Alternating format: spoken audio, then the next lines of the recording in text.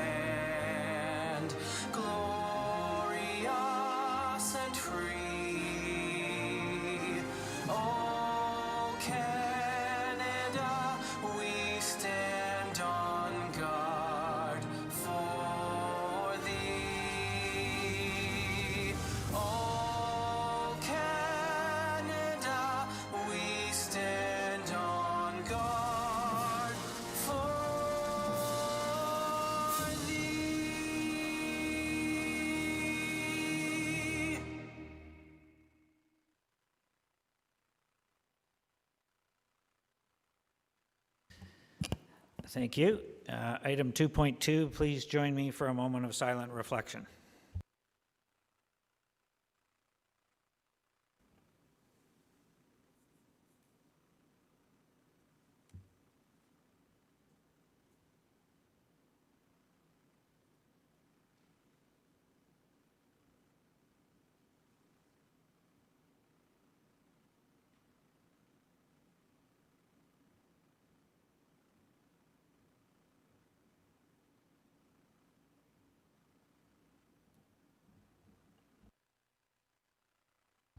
Thank you. Item 2.3 is the adoption of the open session agenda. Councillor Ashmore.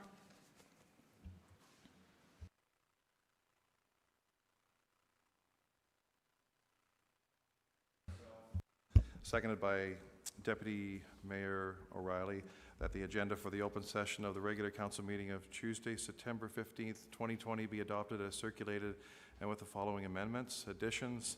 Item 9.1.4, correspondence regarding fireworks ban. Item 9.3.23 on the agenda. Matthew Hutchison, owner and lead fireworks specialist, Supernova Fireworks. Item 9.1.5, correspondence regarding new road names for portions of Old Highway 7 at Meadowview Road. Item 9.3.13 on the agenda, Jeff Armitage. Item 9.1.6, correspondence regarding new road names for portions of Old Highway 7 at Meadowview. Item 9.3.13 on the agenda, Aaron Black. And item 9.1.7, correspondence regarding the new road names for portions of Old Highway 7 at Meadowview Road. Item 9.3.13 on the agenda, Sherry and Humberto Lascano. That's good. Thank you. Call the question. All in favor? That's passed. Item 3, is there any disclosure of pecuniary interest on anything on today's agenda? Seeing none. Notices and information by members of council and staff. Council, anybody have an announcement? Councillor O'Reilly. Thank you, Mr. Mayor. There's going to be 2 events at the Lex Lindsay exhibition. Big Brothers and Big Sisters are having a concert September 19th at 7 p.m. featuring 2 for the show, The Practically Hip and Canada Rocks. And also there's a fall invitational Holstein and Jersey show and sale on October 5th and 6th with cattle coming from right across Canada. Kawartha Farm Fest will be October 3rd with 4 family farms and 9 sites in total, hosting events from 10 in the morning until 4 in the afternoon. It's $5 for adults, and children under 14 are free. The Academy Theatre is having a fundraising event on September 30th and October 1st, featuring our one and only James Barker, which I think believes in Councillor Ashmore's ward out there, the drive-in. Logie Street Park is having a walk-through and viewing this Wednesday at 10:30, and everyone, all council is welcome, is invited, and some of other organizations and individuals that are also invited. It's by invitation only, and I believe they're hoping to get the park open on Monday, September the 21st. Is that a firm date, Mr. Mayor? Okay, they're trying for that. And there's going to be a Terry Fox Run. Will be going virtually this year for its 40th anniversary on September 20th. Locally, the Lindsay Terry Fox Run is hosting a golf tournament on September 19th at the Lindsay Golf and Country Club to raise funds for the Terry Fox Foundation, $55 a person and 9 holes with a cart and lunch. And I believe you can pick up T-shirts if you just want to buy T-shirts to go into the CIBC, and Mario is chairing it this year. Thank you, Mr. Mayor. Thank you. Any other councillors' announcements? Councillor Ashmore? Thank you, Mr. Mayor. I have 2 announcements. On Wednesday, September 23rd, at the Omimi Legion, 46 King Street East, we'll be hosting the King Street Reconstruction Omimi Notice of Public Meeting Public Information Center. And in order to maintain existing infrastructure, a detailed design has been created for the reconstruction of King Street and Omimi between James Street North and the Pigeon River Bridge. The scope of the project is a full reconstruction of the road, including replacement of storm sewers, curbs, gutter sidewalks, and streetscape improvements. And the time allocations are those with odd number residential addresses will be 11:30 to 1. Those with even numbered residences, 3:30 to 5. Those with odd numbered businesses, 1:30 to 3. And those with even numbered businesses can come from 5 p.m. to 6:30 p.m. And secondly, the Omimi Blooms Garden Club will be hosting its first annual Scarecrow Festival. Residents, business owners, and community members are encouraged to make or buy a scarecrow to be put on your front lawn or window, and the judging will be on September 26th. Thank you. Any other? Councillor Riley? Councillor Elmsley wishes to speak to it, but I believe the amphitheater is opening this Thursday. He can speak to it if he wishes. Thank you, Deputy Mayor. Yes, this Thursday there is a showing for the amphitheater that's being built in Fenelon Falls, and they've done a remarkable job and received a Trillium grant to do this, and they've moved along very swiftly in getting this done, and it's going to be a big drawing card in Fenelon Falls in the future. It's at the back of the fairgrounds, and it is quite a unique site, and it will offer outdoor theater, and it should be, I think it's not only going to be a big draw, it will be fun to go to and a real attraction. So I think all of council received an invitation to go if they could. Unfortunately, I can't be there. I have a health unit meeting that day, but I have seen the site, and I haven't seen it for a couple of weeks, and I understand it's even nicer now than when I saw it a couple of weeks ago. So if anyone has the time, have a look at it, because it really is a unique venue. Thank you. Thank you. Any other announcements from council? Seeing none. Any announcements from staff? We only have the CAO here, so you're good. Okay. Council minutes, item 5. Can I get a motion that the minutes of the August 20th, 2020 regular council meeting be received and adopted, please? Councillor Yeo and Elmsley. All in favor? That's passed. We'll move right into deputations. We have 2. Our first deputation is a request regarding Block B, Plan 330, adjacent to Verne Court and Benson Boulevard in the geographic township of Laxton. It's regarding item 11.1.1 on the agenda. Mr. Jesse Dupuis is doing a deputation. He has done a deputation before. So, Mr. Dupuis, you have 2.5 minutes to share your thoughts with council. Welcome. Can you hear me okay? I can hear you okay. Can you hear me? We can hear you okay. Please go ahead. Okay, thank you. Since we last spoke to council about the many issues that we have with the city-owned pathway beside our property, things have continued to escalate to the point where an altercation with a neighbor over a dispute on that property line resulted in that person forcibly trying to enter our home. So I'd like to remind council that there is another pathway just down the street from us, and that would end the constant bullying and allow us to feel safe in our backyard. Last time we spoke to you, we brought up all the trespassing issues we were dealing with. And since that time, it's escalated more than once to the point of police involvement.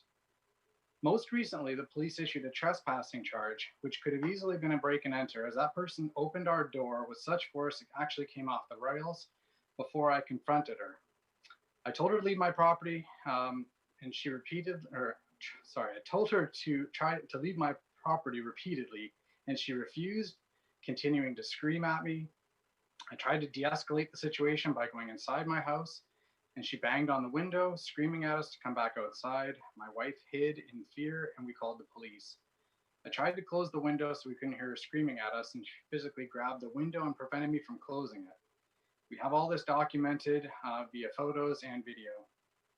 This aggressive behavior is unacceptable. My wife won't go outside into our backyard anymore, and this is only a sample of what we've had to deal with over this pathway. We have a video of that person threatening to tell the neighborhood that we stole our own dock that came with our house.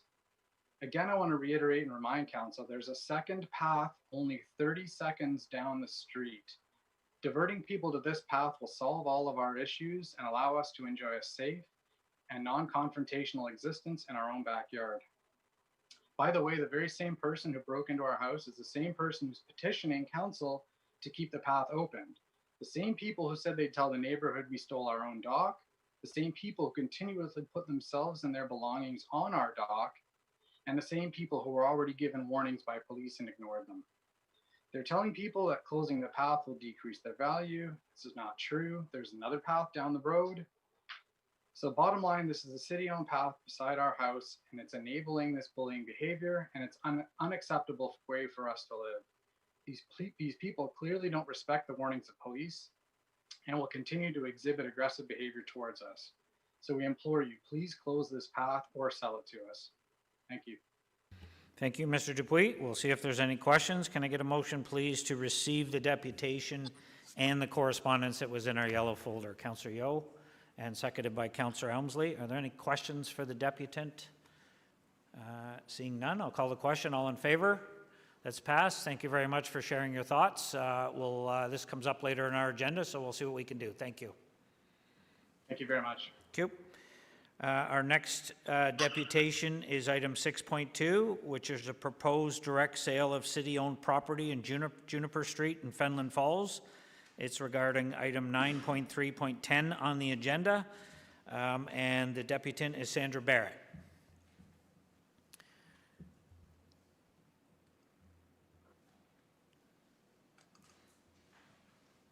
Hi, Sandra. Can you hear me okay? Yes, I can. Thanks. Yeah, we can hear you. You got 5 minutes, Sandra, so go ahead. Okay. Good afternoon, everyone. My name is Sandra Barrett, and I am chair of the Fenelon Housing Initiative. The other directors are Mike Barkwell, Mike Perry, and Brian Rump. As you can see from the report previously distributed, the Land Management Committee has recommended the sale of the Juniper Street property to our group. We have worked through our consultants to secure an agreement with TD Bank to provide 100% of construction costs and take out financing.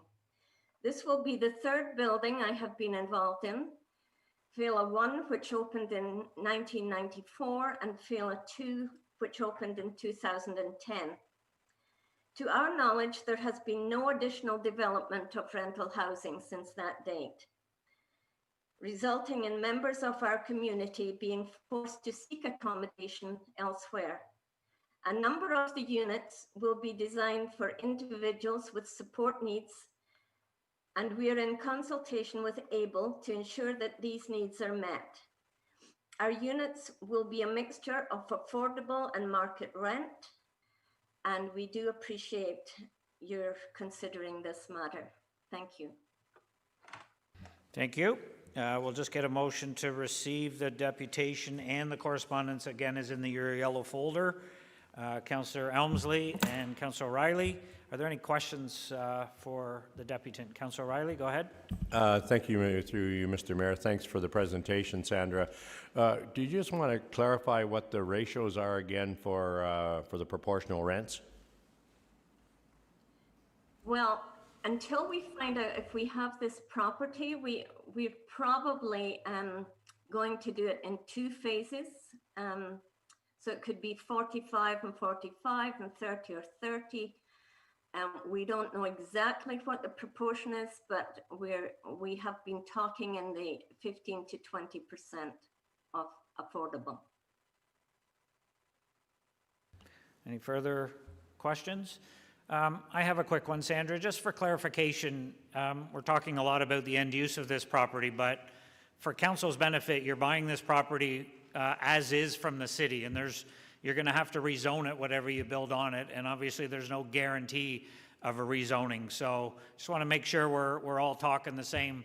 Your proposed use is great. It's much needed in the municipality, but council's putting this property up for sale as is, with really no guarantee that a rezoning will result in the end use you're looking for. Are we talking the same page? Yes, we have paid $4,500 non-refundable, so that this property, they can look into rezoning and having it valued. So we were quite prepared to do that. So we understand about the rezoning and that it will be some time before that's seen to. Okay, thank you. Further questions? Seeing none, we have a motion to receive. All in favor?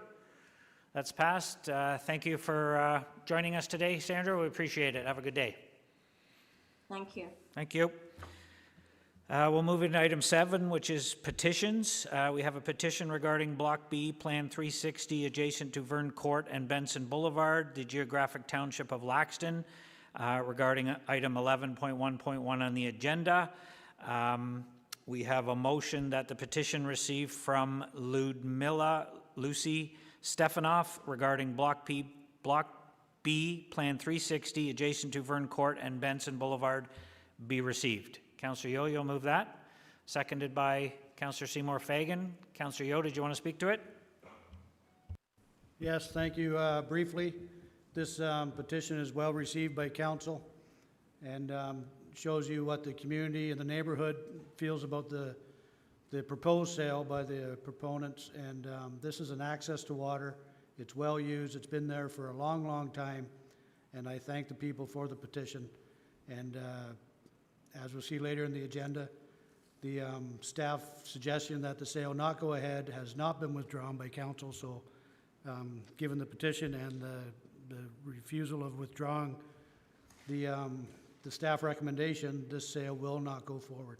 Thank you. Thank you. Any questions, comments to receive the petition? All in favor? That's passed. Item 7.2 is a petition regarding the speed limit reduction on Thomas Drive.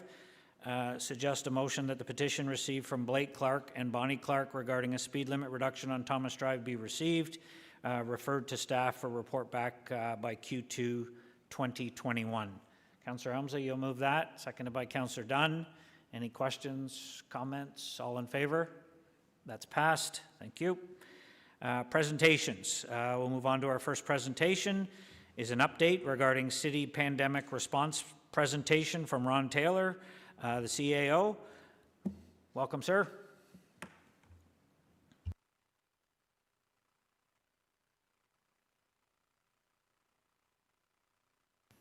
Thank you, Mr. Mayor, and through you, thanks for the opportunity to provide you with an update.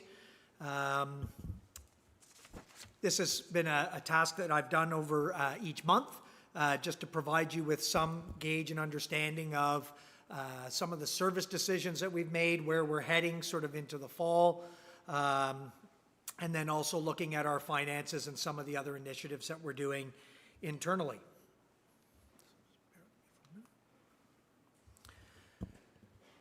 So, Mr. Mayor, it's shocking to me that we're approaching now the 6-month mark since a state of emergency was declared provincially and locally.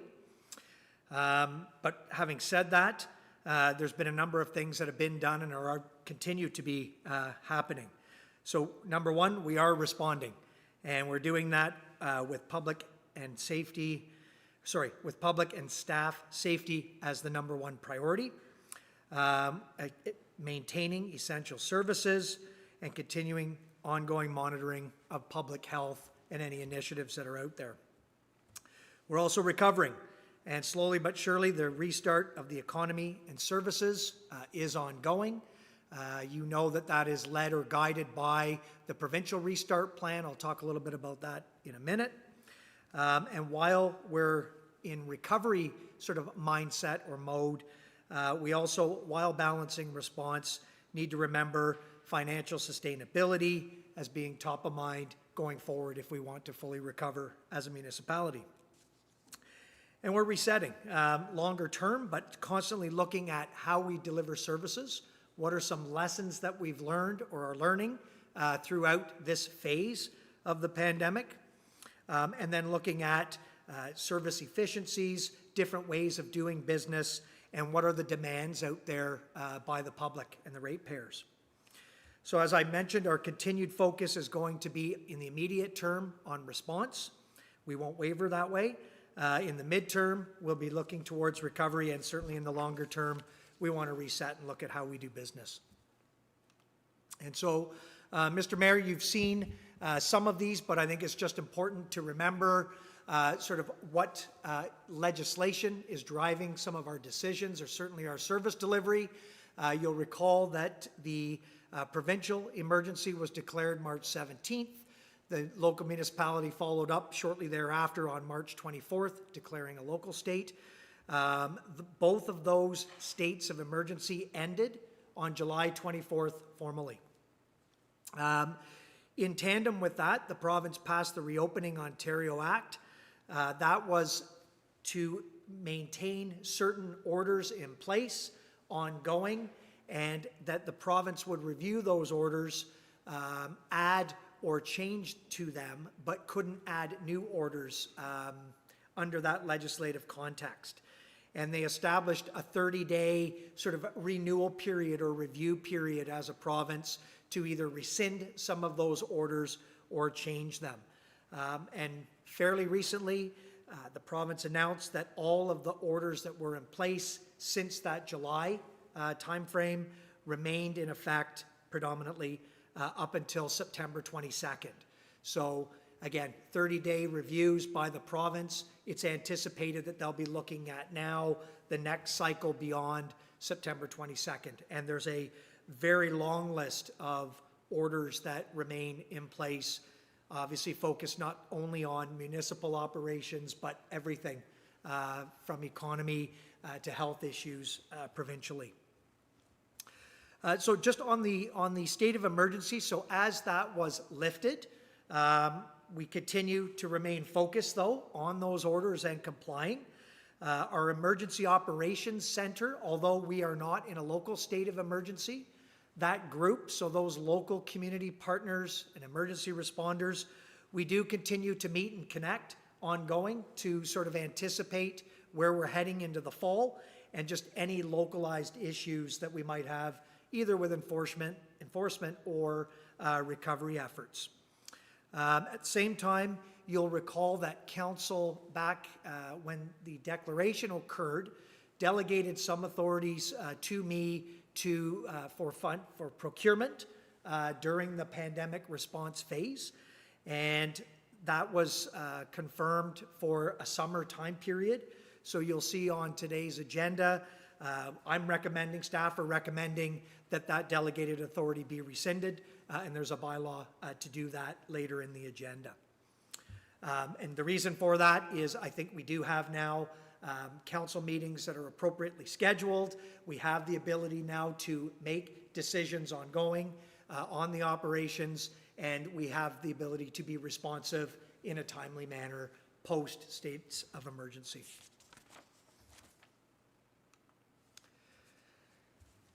So as part of response, some things that still remain or guide what we're doing. So the province released a framework for reopening the province. It takes a staged approach to how the economy will open. Stage 3 is where we currently remain within. That predominantly opened most services in the economy, with the exception of uses or activities for extremely large gatherings. So you will recall and you know that there are limitations that remain on occupancies, whether things are functioning indoors or outdoors. The local health unit continues to guide and inform how certain orders or how certain practices are implemented. And in this stage 3, and it remains an ongoing, our local health unit did issue orders for mandatory mask requirements in all places of business or facilities that are indoors, and that still remains in effect today in Kawartha Lakes. So I just want to touch on briefly our services, and you'll recall past updates, we've tried to give you a good snapshot on recent services that have now been opened, and then where we're heading into the following months, and this is no exception. So I won't go through, there was a long list that I updated to you back at the end of July of different municipal services that we were opening to the public. This is a listing to summarize some of that. So as of August that passed, all of our landfills and our transit services fully resumed. I should put a caveat, Mr. Mayor, on all of these, that they're obviously not full service or pre-pandemic level of service, and they all have different stipulations or guidance for health and well-being of residents. But these are the services that are open. The Lindsay Rec Center pool access opened up throughout August. The library curbside pickup service continued, and 10 of 14 branches were opened up over August. For that particular service, the rec center complex weight room and the cardio suite opened up recently. The Lindsay Arena opened up, both ice pads in mid-August. And for arena halls, you'll recall we were monitoring or looking at demand and uptake for other ice times, but the halls associated with the first phase of arenas did open for potential bookings, those being Fenelon Falls, Emily Omimi, Little Britain, and I mentioned Lindsay already. And 4 library locations, as you can appreciate, listed there, remain closed. That was Dunsford, Little Britain, Dalton, and Coboconk. And some of those are, actually they all are planned now to be opening up in the coming month for pickup and curbside service. As we start to look, we're now into September, but into the early fall, September and October. Fenelon Falls, we're looking at opening up the Emily Omimi and Little Britain arenas. Those are the dates that we are targeting them to be available to reopen.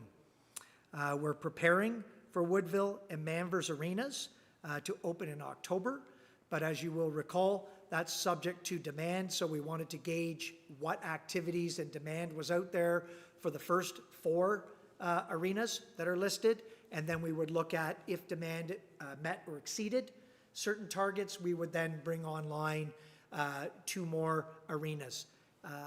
And so we did get quite a bit of uptake on the first 4 arenas that are listed. So those I would suggest are, unless things change, planned to open up to meet that initial demand. And again, we'll continue on with looking at bookings and times for Woodville and Manvers.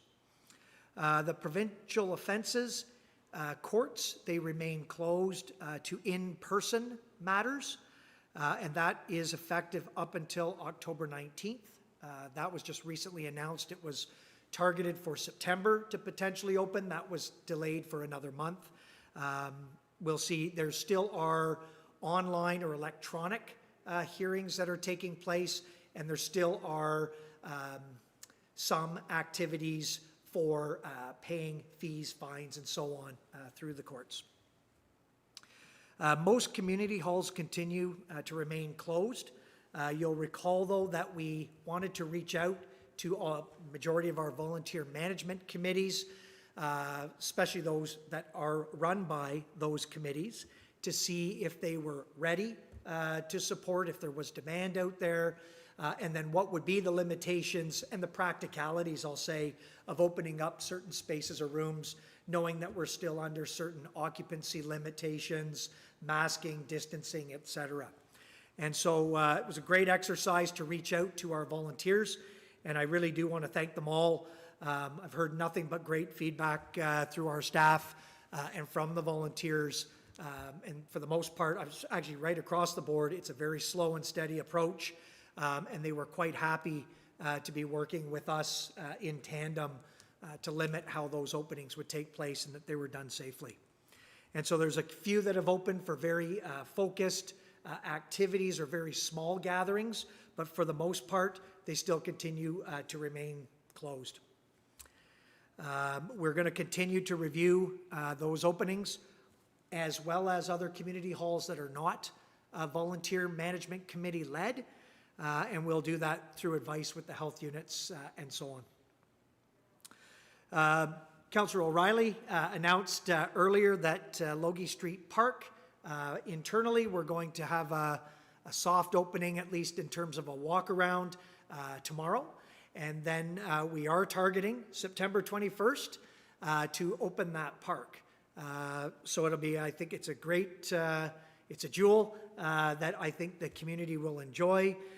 As you can appreciate, while we're opening it, we're still continuing slow and steady. We won't be opening the splash pad that is in that park. In fact, at the end of this week is traditionally when we would close all of our splash pads for the summer anyways. And there's a neat feature there, an ice trail feature that we hope we can showcase a little bit later on in the year. I don't want to wish on cold weather quite yet, Mr. Mayor, but that is something that we would be opening up later in 2020, we hope. So just a couple of points on the services listed there.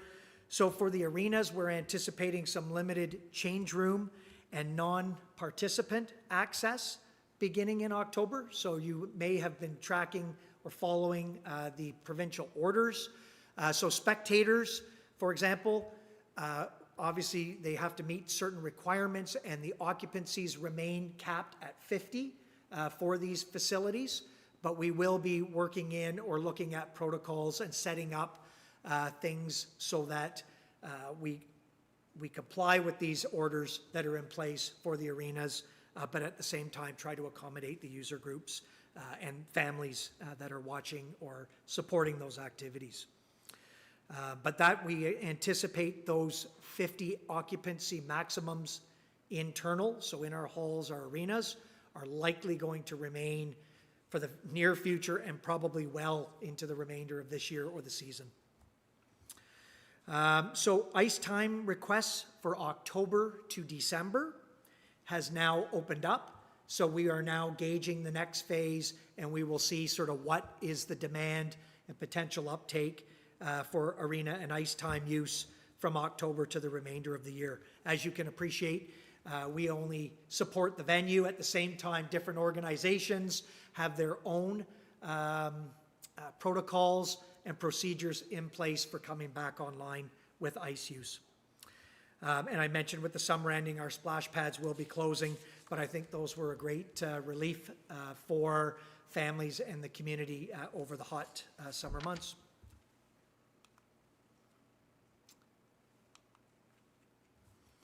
And so just continuing on for September and October, we did open up the Cobeconk Service Center on September the 8th, and we're targeting September 28th for the Omimi Service Center to also open. The Lindsay and Fenelon Falls Library branches opened on September 8th, and that was with limited access into the facilities, again, based on strict distancing and protocols for attending the space. I mentioned that 10 of the 14 libraries had curbside service.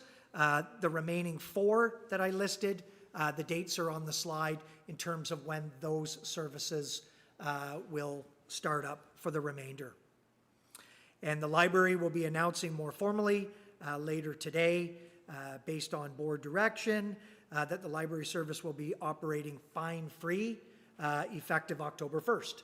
And again, I commend them, great initiative, not just a lesson learned sort of over this pandemic, but I think a direction that many sort of modern library services are going in the province.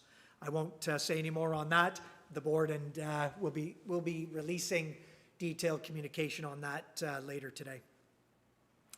5-day-a-week courier service, so that's internally here, has resumed. That was effective September 8th. Our crossing guard services, I know you appreciate, that's obviously seasonal and tied to school openings. Those services commenced on September 8th. And our city administration buildings continue to remain closed to general public access.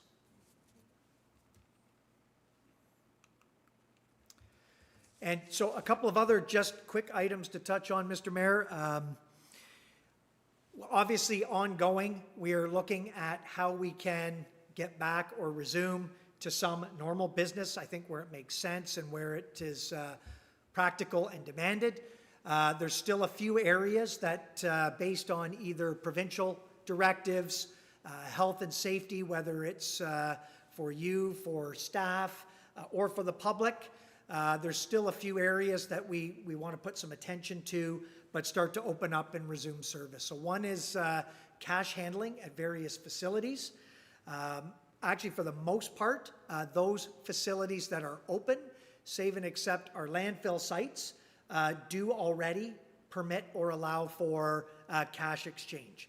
So the remaining service that we'd still need to look at is at our landfills, so that we can make sure that we have the appropriate processes and security measures in place to manage those funds and how they are secured. So that is an ongoing review.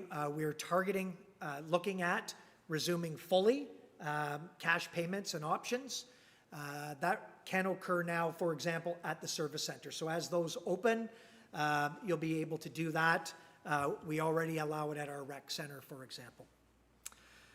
We're also looking at, I mentioned 2 service centers that we're going to open in September. We are also looking at another option in Lindsay for, again, some additional service, whether that's at our conventional service center at 180 Kent, or we need to look at just making sure that there's no public and staff conflicts, because that's a multi-purpose building with a few tenants as well. So it is something that we're looking at. We'd like to bring that service online, and then over the coming months, where it makes sense, we'd be looking at other service counters at least. They may be different than traditional service centers. They may be in partnership with other functions, like our rec center, like our library counters, but we're going to look at those over the next month. And then by appointment meetings, so as you know, or as of today even, council meetings, boards and committees, we don't have public attendance yet at meetings. And so we want to look at when is the right time and how would we do that, whether it's by appointment, starting to introduce that public interaction and interface back into our operations.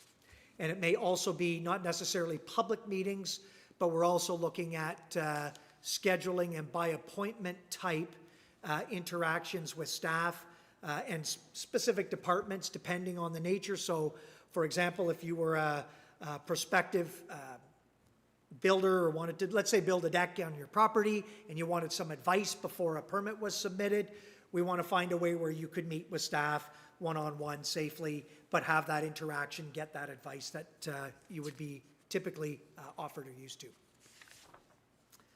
And so I'm going to just wrap up on a couple of quick themes, Mr. Mayor. On the recovery front, as you know and you directed, we're going to continue to target 2020 year end as a break-even budget.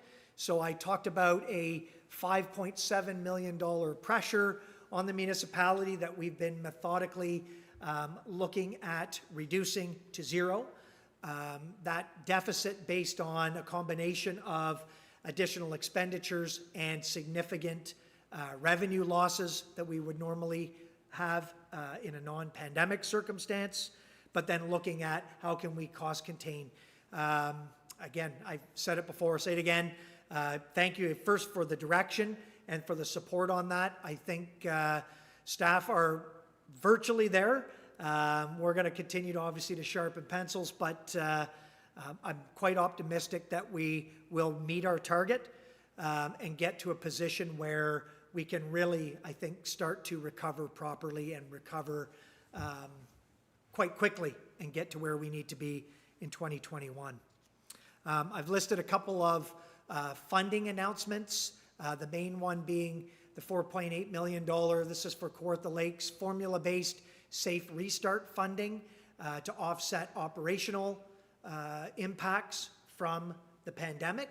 And so we are reviewing, and we've reached out to the ministry on a couple of occasions, and they've been doing sessions with all municipalities in the province on how and what is eligible for those different grants and funds.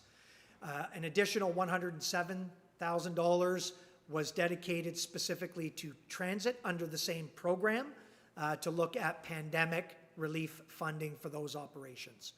And $1.7 million was announced as phase 2 for our social services relief funding. You'll recall back in the spring, early summer, that there was a $2.5 million announcement for social services funding to support partners out there. That was an update where it flows through our service manager, and we funded sort of frontline operations, homeless shelters, also support for certain community functions like food banks and so on. And so that was phase 1. Phase 2, again, was announced just very recently, and you'll recall at the last Committee of the Whole meeting, because of the time sensitivity, our housing manager provided you with a verbal update on a business case application that needed to go in for this fund. The deadline was September 11th, and the proposal we put in, though, was for additional funds and support for permanent adjustments and to our local homeless shelter that's operated through the place called Home, as well as some additional funds to continue to support temporary shelter services that we are doing in hospitals or in hotels. Sorry about that. So that is ongoing. The business case did get in by the deadline, and we're just waiting to hear now the success of that. We expect to hear within 30 days of that submission.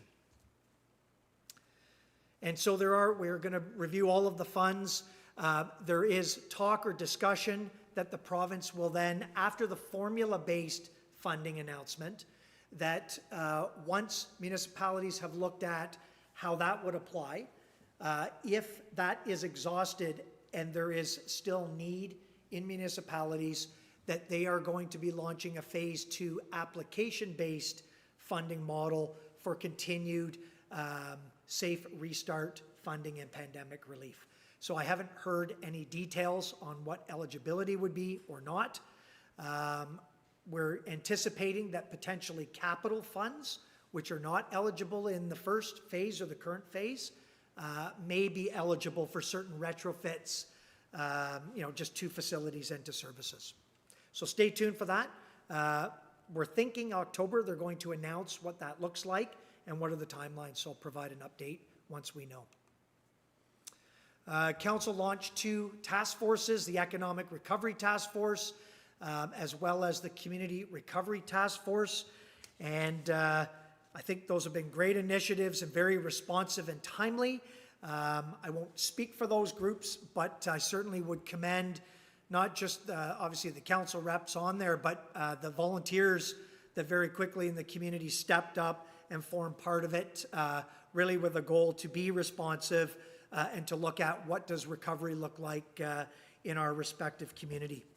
And you've seen at all Committee of the Whole meetings, and hasn't been an exception, it will be the same in October. Both task forces have been providing monthly updates to you, and in some cases, recommendations to inform our decisions or our services. So stay tuned for that. I expect there'll be 2 updates coming to you in October. Wanted to also note, as part of that theme, that the Economic Recovery Task Force in particular, I understand that they're targeting year-end to bring forward to you. So over the next couple of meetings, you're going to see some active recommendations, not just from the core group, but obviously fed through on the from the working groups that make up the various sort of sectors or interests in our local economy. And so just to conclude then, Mr. Mayor, I mentioned the other sort of longer term. We still want to keep our eye on resetting. So while we focus on public safety, minimizing service, getting back to some semblance of normal and recovery, we want to continue to review how our services are delivered. And I think it's a unique perspective to get some lessons learned, but also to really take a second look at what is demanded services out there, and are we over-serving or are we under-serving in some of these different areas? And so we are going to continue to focus in the immediate term on response and recovery, but in looking at resetting, we want to look at service enhancements, so how we're doing things differently. Maybe because as a result of response, we might be doing permanently certain services now that are working out quite well and are more efficient, looking at innovations. So I know the mayor used in one example, when we're doing building inspections, we're doing them remotely, we're doing them electronically. Might be a way, because of our geography, to be looking at that even post-pandemic circumstances.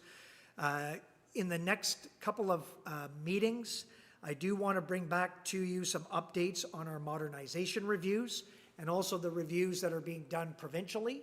Some obviously were suspended in the immediate term, but we anticipate some are going to reactivate.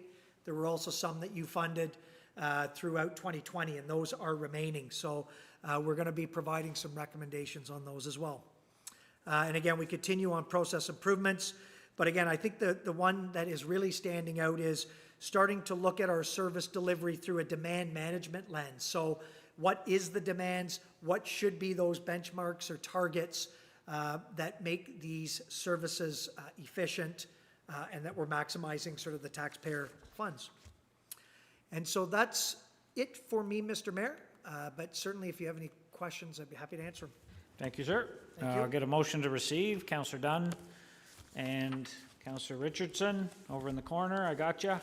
Councillor Dunn, you had a question? Go ahead, sir. Yeah, thank you, Mr. Mayor, and through you to the CAO. Can you, I've got just a couple of questions, I guess. Can you tell me, number one, how many people we currently have that are working off-site? Sorry, can you just repeat? Did you say the number of staff that are working off-site? Working from home.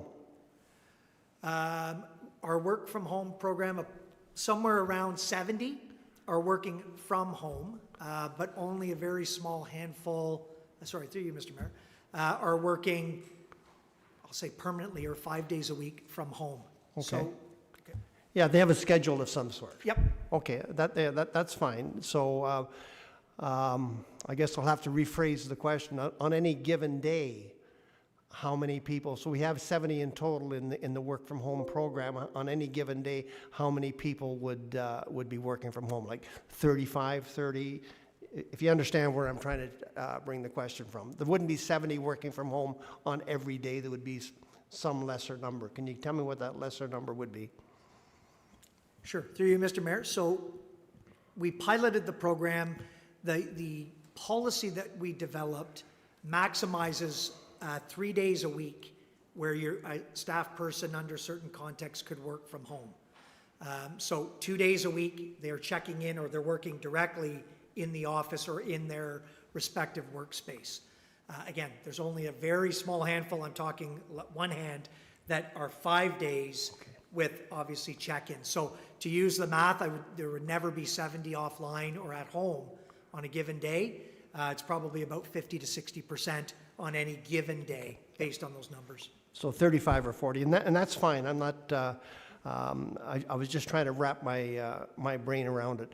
Okay, now, when I call some of those people, and I've called them in various divisions, it's not just one particular department, I get the message I'm working from home.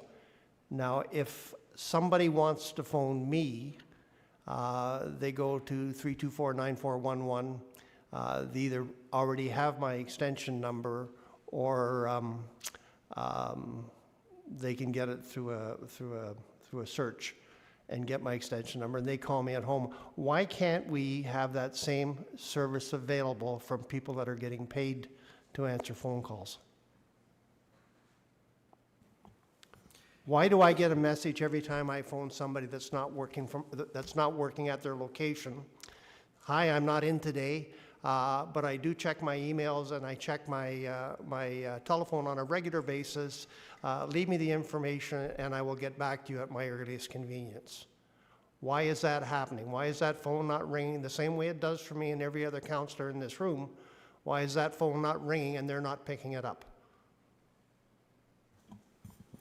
So through you, Mr. Mayor, I guess a couple of points. So number one, as you can appreciate, this work from home is a temporary pandemic response. So we're doing the best we can to make sure that there's accountabilities and work from home for a number of reasons. And it's not really just because of convenience. It's quite frankly so that we do meet occupancy requirements, so we don't, you know the response there. And I just want to... I understand that, and I appreciate it. Some of our work locations, and I'll use planning as an example, if everyone tried to show up at the planning office at the same time, they would be crowded. Certainly the ones that aren't working in individual offices, they would be crowded, and there'd be some concern about, I understand that. But I understand that phone servicing, phone forwarding, it's not even new technology. It's been around since forever. And I just don't understand why those phones, when I call that extension, they're not forwarded to the employee, just like they do with me, at whatever location they happen to be at, be they at home, or be they at the cottage, or be they in their car. I don't understand why those messages aren't being forwarded directly to them so they can pick up the phone and they say, yes, how can I help you? Have we actually thought about this question? Because these are the questions I get from the public. I think the CAO is trying to answer you. Okay. Yeah. So through you, Mr. Mayor, so a couple of things, and I appreciate the sort of feedback, not just today, but ongoing. So number one, we have put in now in place protocols both for email inquiries and also for the phone inquiries, that it will be a 48-hour acknowledgement or response. And we are going to continue in the immediate term. You won't get a live person unless they're sitting at the desk at that moment and are picking up. But the messages would imply that we are working, obviously. That's the messages that we change for emails as well. And staff have been advised that we should be monitoring it on a daily basis and that we want to still maintain our standard for 2-day at least response or acknowledgement. Second, I appreciate your comment on the phones.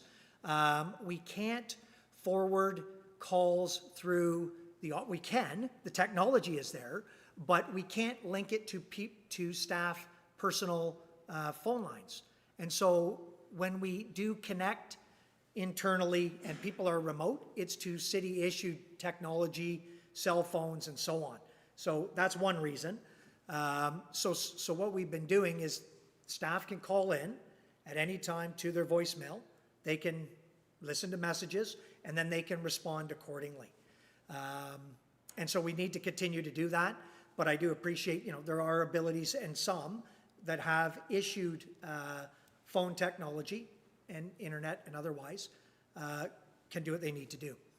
In terms of monitoring emails, again, the technology is there, but we made the decision because we didn't know during the pandemic We have not gone to the next step of making this a permanent practice in the city. And so, as you can appreciate, if we're asking our staff to respond, we need to provide them with the technology in-home to be able to do these functions. And so many, we said you can do it voluntarily at this point, and we had full uptake for the ones that are working from home.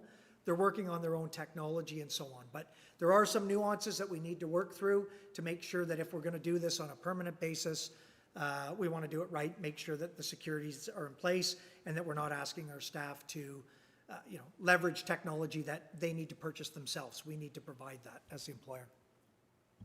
The phone I've got in my pocket, the one that rings through, is my personal phone. And once again, I recognize the city does pay for a portion of that.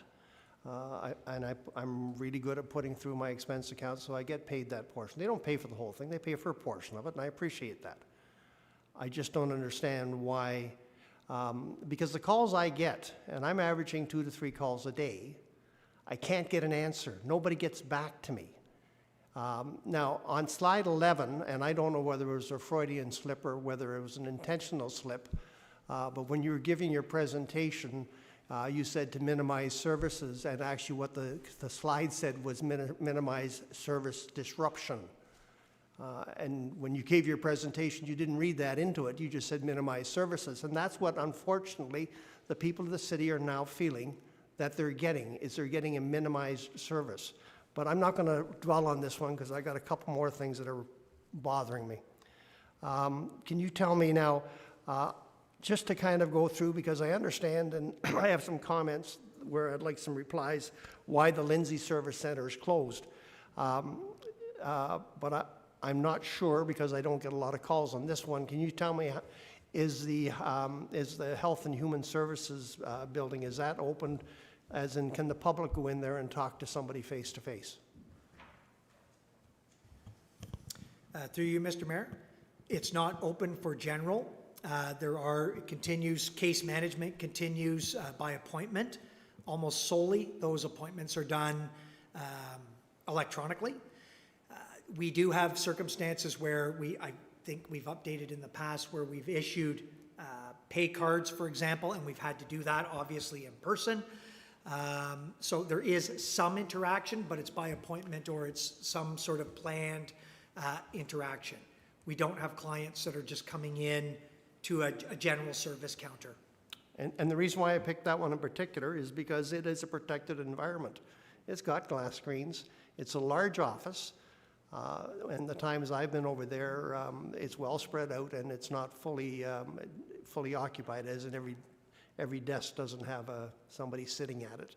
So it would be one of those places where they have individual meeting rooms. It's the type of thing that would almost fit the safety protocols that we want to put in place for our employees. So I guess, are there upgrades we need to do to that building in order to bring it up to snuff? Through you, Mr. Mayor, no, I don't believe we need to for that one. As we start to ramp up service, and again, as I mentioned, you're bang on. There's interview rooms there that by appointment, we could be operating now. And I believe that group is looking at that opportunity. But the demand hasn't been needed because we've been able to work with all of our clients electronically. And it's been quite successful to date, as I understand. And what's currently the situation at Bylaw? I received a call there about 2 weeks ago now, where they said to the lady that phoned them, while we're still working on our June calls, we can't get around to the August calls until we finish up on the June calls. So of course, she called me and we had a conversation, and I don't know if it was dealt with to her satisfaction, but the call was dealt with. So what situation is Bylaw in now? So through you, Mr. Mayor, leading up to now, their situation was responding as best to priority calls only and to enforcing the provincial orders that were in place. And they did that, I think, quite well as a priority.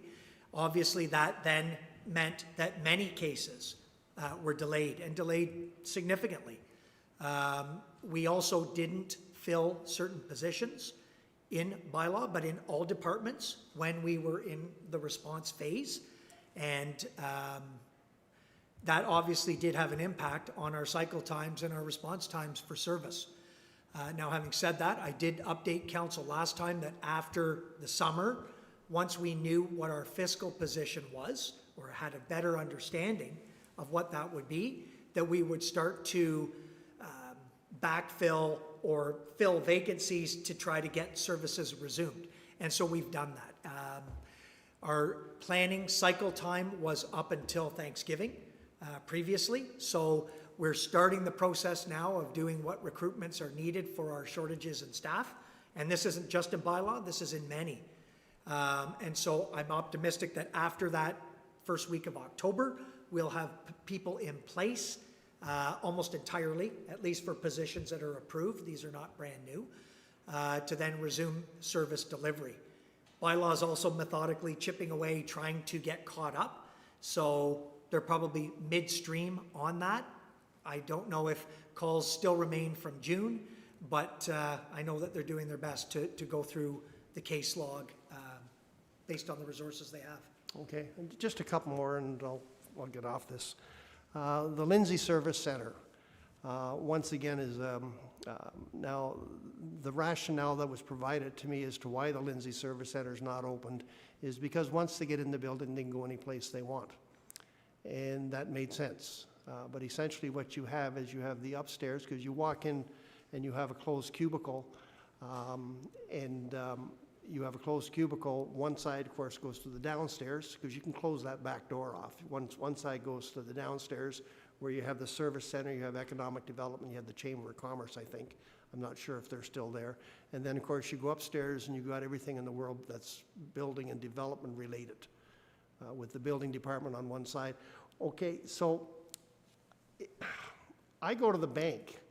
Now, I'm lucky I go to the Scotia Bank, but when I drive down the streets or walk down the streets, I see a line up in front of the TD Bank every day, and the people get in there and they meet with the people they need to meet with. They wait their turn and they're socially distanced.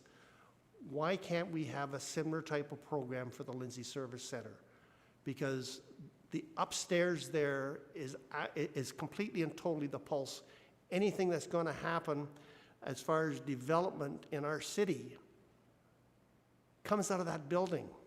We have economic development there, we have planning, we have building. And if we want to move forward, those are the three departments that have to get up and running. And those are the three departments I get the most calls about. Last time I called at 8:30 because I wanted to get there, I wanted to get in line for the phone. I got patched through it upstairs. I talked to the operator, or went immediately to voicemail, and I called back and I said, can you hook me up with somebody that's there? And the response was, oh, they're there. They've been instructed not to answer the phone, to go to voicemail. Have we fixed that problem yet? Through you, Mr. Mayor? Yes. Okay, all right, that's fine. I'll accept that. Okay, now you talked about staffing, so and this is my last question. It came from a BIA meeting this morning.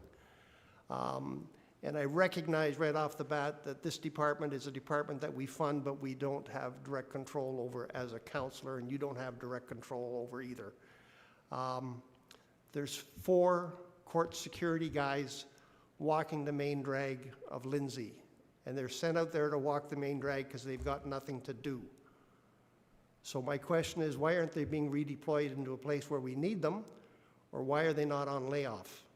If the courts aren't busy, and we know that based on your presentation, we know the courts aren't busy, there's no need for court security, why aren't we redeploying those people or laying them off and giving them the advantages of the government benefits that are available to them? So through you, Mr. Mayor, any court security staff are not our municipal staff. I realize that. So we don't have any jurisdiction on that.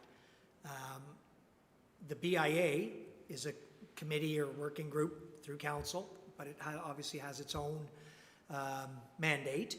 I understand that They have reactivated their patrolling and ambassador program that's downtown, and there's an employee there. Beyond that, I can't speak for the courts. The only function we do in the courts, our staff are fully working in the POA offices on processing sort of fines, fees, and addressing those. So the staff that you're referring to, I have no idea who they are. And I fully accept that. But you are in a position where you can reach out, and I hope you will, to these Concordian bodies, because we still fund them. You can reach out to these bodies. Counselor, I will bring it up at the Police Services Board on Thursday. I appreciate and I'll try to get you an answer on that. Thank you. And Okay. thank you, Mr. Mayor, and thank you, Mr. CAO, for your patience. Thank you. Counselor Helmsley, you had a question? Yeah, thank you, Mr. Mayor. Through you to the CAO, and I want to thank Councillor Dunn for some of the things he said, because it certainly has been a frustrating time not getting responses when you email or phone. In some cases, never, and in some cases, for a week or 2 weeks before you hear back. And it's not every staff member by any stretch of the imagination, and I'd say if the shoe fits, wear it. But there are a couple of other areas where the public is really experiencing frustrations, and I think we need to highlight them, and I think we need to look at them, and one of them is certainly at the dumps. I still hear from contractors and from private citizens who are telling me they go to the dump and they can wait anywhere from half an hour to an hour and a half before they get in, and they have things that they're not going that they don't pay for, yet they're still required to line up and go across the scale and line up again and go across the scale before they come out, even though there's no charge for them. And I think that, you know, there are simple fixes to those things that would alleviate some of those problems and get things done much quicker. But I think what you're hearing, what you heard from Councillor Dunn is a little bit of his frustration with hearing from the public and what he's dealing with.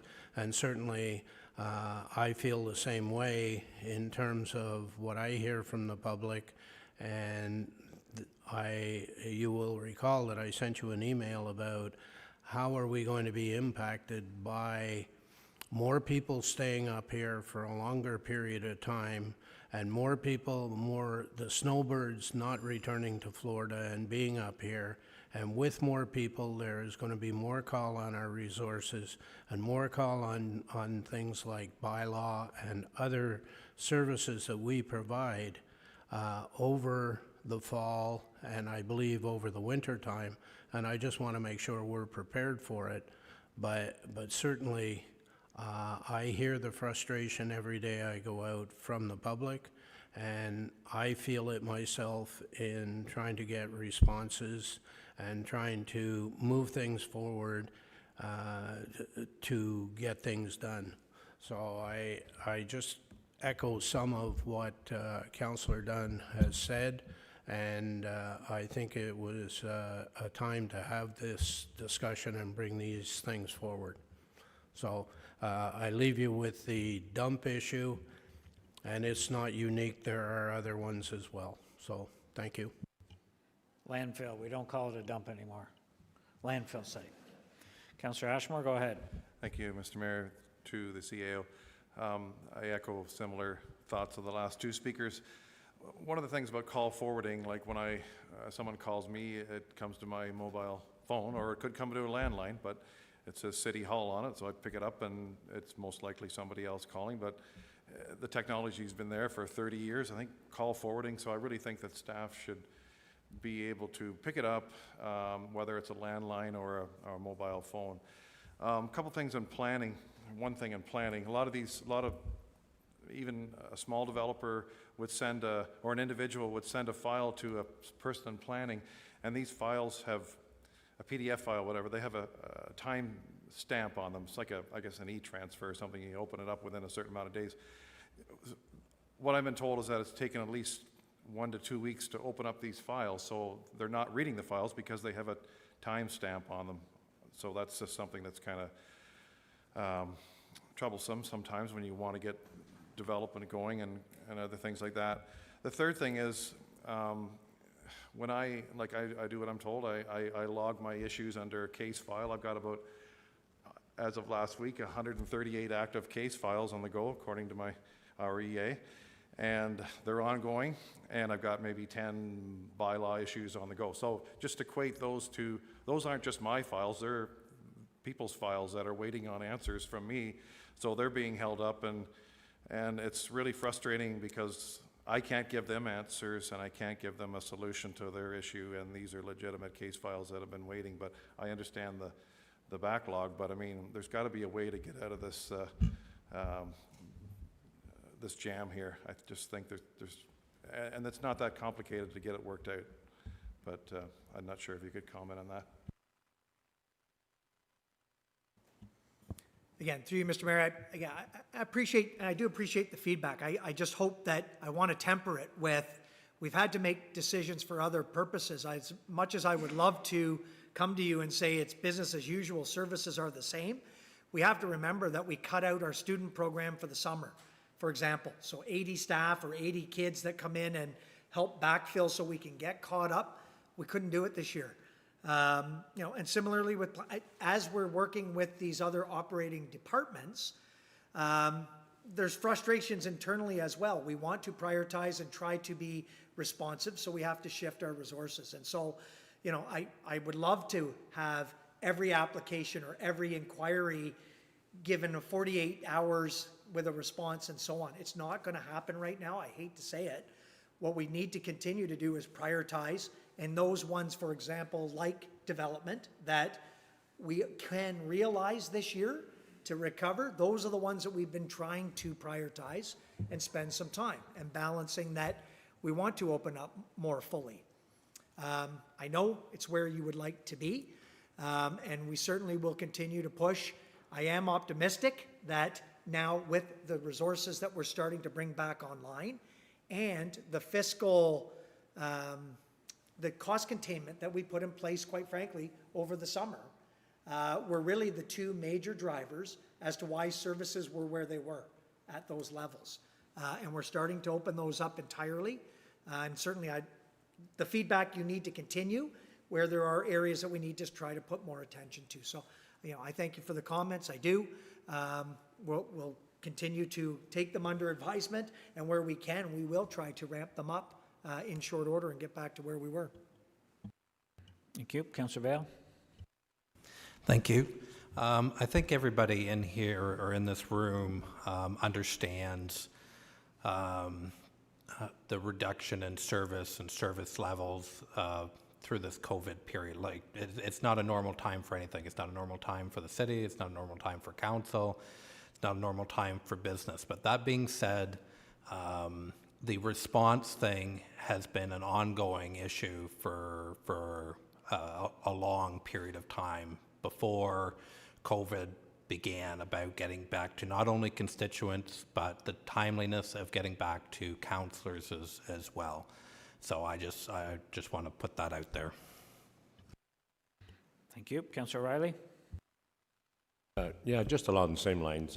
I just, this week, like I was waiting for a response last week from an issue, Christine Sissons, and for example, I didn't realize she was on holidays.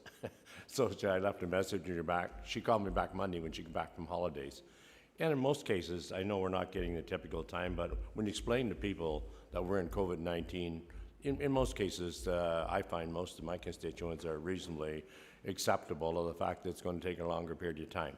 But anyways, I have one specific question, Ron. I don't know whether you can answer it or not for sure.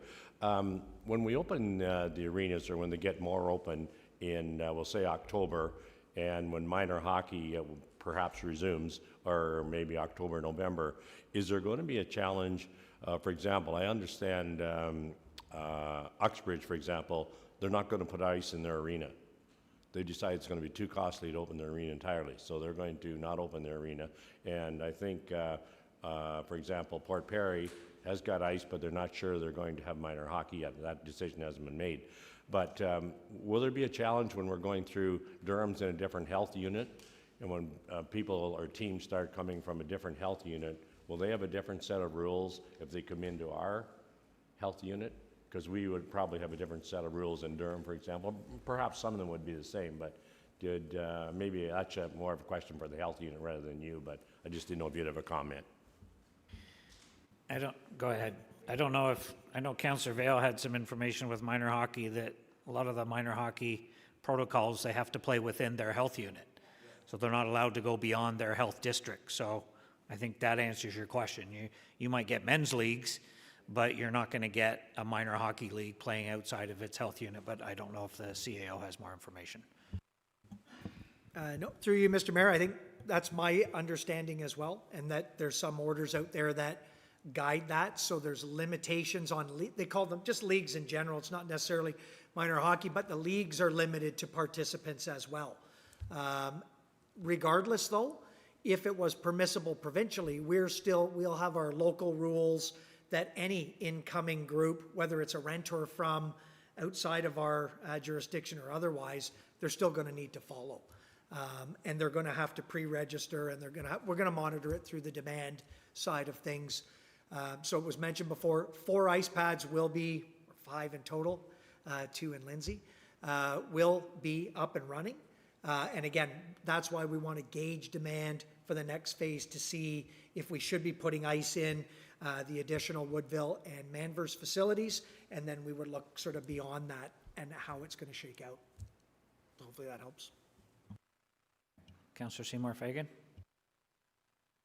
Through you, and actually, Pat, I can answer your question. Right now, I know my son's team, he's only allowed to play at Fenland with the Fenland teams. So they're not moving around, the teams aren't coming from the other areas. But I have a question for CAO. Do we have a full complement of staff back? Because I've told that there's still people on layoff, and if there are, why are they still laid off when we're like backlogged on a lot of things? Thank you. So through you, Mr. Mayor, we don't have any layoffs remaining in general. Having said that, there's a few areas that, like aquatics function, for example, are very seasonal in nature, that they're being brought on as those services open. But that is more the exception. All of the callbacks have taken place. There was, as part of the original program, the number was around 40-ish for voluntary leaves in all areas. And as of the end of September, all of those staff will be fully back as well. So we're not laying off again. We're not looking at, we're starting to even rehire and backfill in all of the remaining vacancies that are in our org charts or approved. Okay. Kathleen? Good? Okay. Any other questions? Good feedback? Okay, we have a motion to receive the presentation. All in favor? That's passed. Thank you, Ron. Our next presentation is 8.2, audited financial statement presentation, 219 audited financial statements. Carolyn Danes, here she comes, our treasurer in person. Hello. I know. We've let you out of your office, so put your do your hands and you can speak. So go ahead. Yeah, you're good.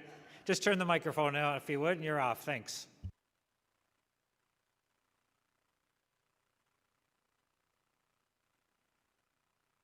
Okay. All right. Sorry. That should be on, and it's the right. Okay. Right clicker. Okay, so I was really excited to be here in about February because I thought, wow, nothing really has changed in my world in 2019. No new accounting policies, nothing. And then COVID hit. So here I am now in September presenting financial statements for 2019. So we actually didn't even have the audit until well into June or July, and it was all electronic. So that was an interesting experience too. So we're going to start talking about our financial statements. See if I can get this working. Right, no. No. There we go. Sorry, this is, I've only been here how many years? Right side of the circle. Right side of the circle. Okay, there we go. Sorry. So we're going to talk about the results of the audit, which are pretty exciting. I know you guys are on the edge of your seat. And we're going to review some financial statement items, the surplus, some variance, do some financial indicators again, and do some balance sheet items. So we actually came in at a surplus of $4.9 million. However, we were able to transfer, we do reserve transfers prior to the financial statements being issued for area rate and water and sewer, and those are both resolutions that have been passed by council in the past. We also do a transfer for library. I think it was around $60,000 this year. We had a transfer to reserves for debt stabilization reserve because our debt payments were less than what we had budgeted, so we put those away in a reserve to be used in future years when the debt is higher.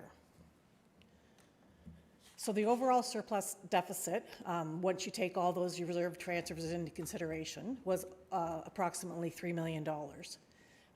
There was only one area tax rate that was in a deficit, and that was transit. Again, it seems to be the one in the deficit every year. One of the fire area rates usually is with it, but this year they were both in a surplus. And KLHHC showed a surplus of $258,000, and that also goes into a reserve for KLHHC on the corporation side of the housing corporation. So we'll talk a little bit about why we have this surplus of $3 million. We're going to talk first about investment income, then special projects, winter control, and roads and streetlights, where some of the high level, there's many, I did do quite a few more in the actual report, but I thought I'd highlight these. Oh, so we're just going to talk about that. Sorry. Okay, they took that part out of the presentation. That's okay, I can just talk.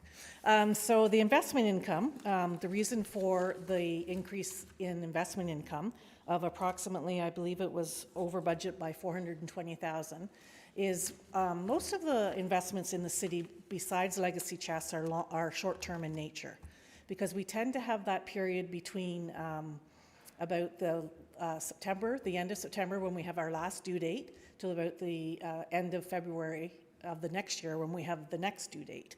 So we really have to be able to save a lot of money in the beginning of the year in order to spend it in those years, at the end of the year.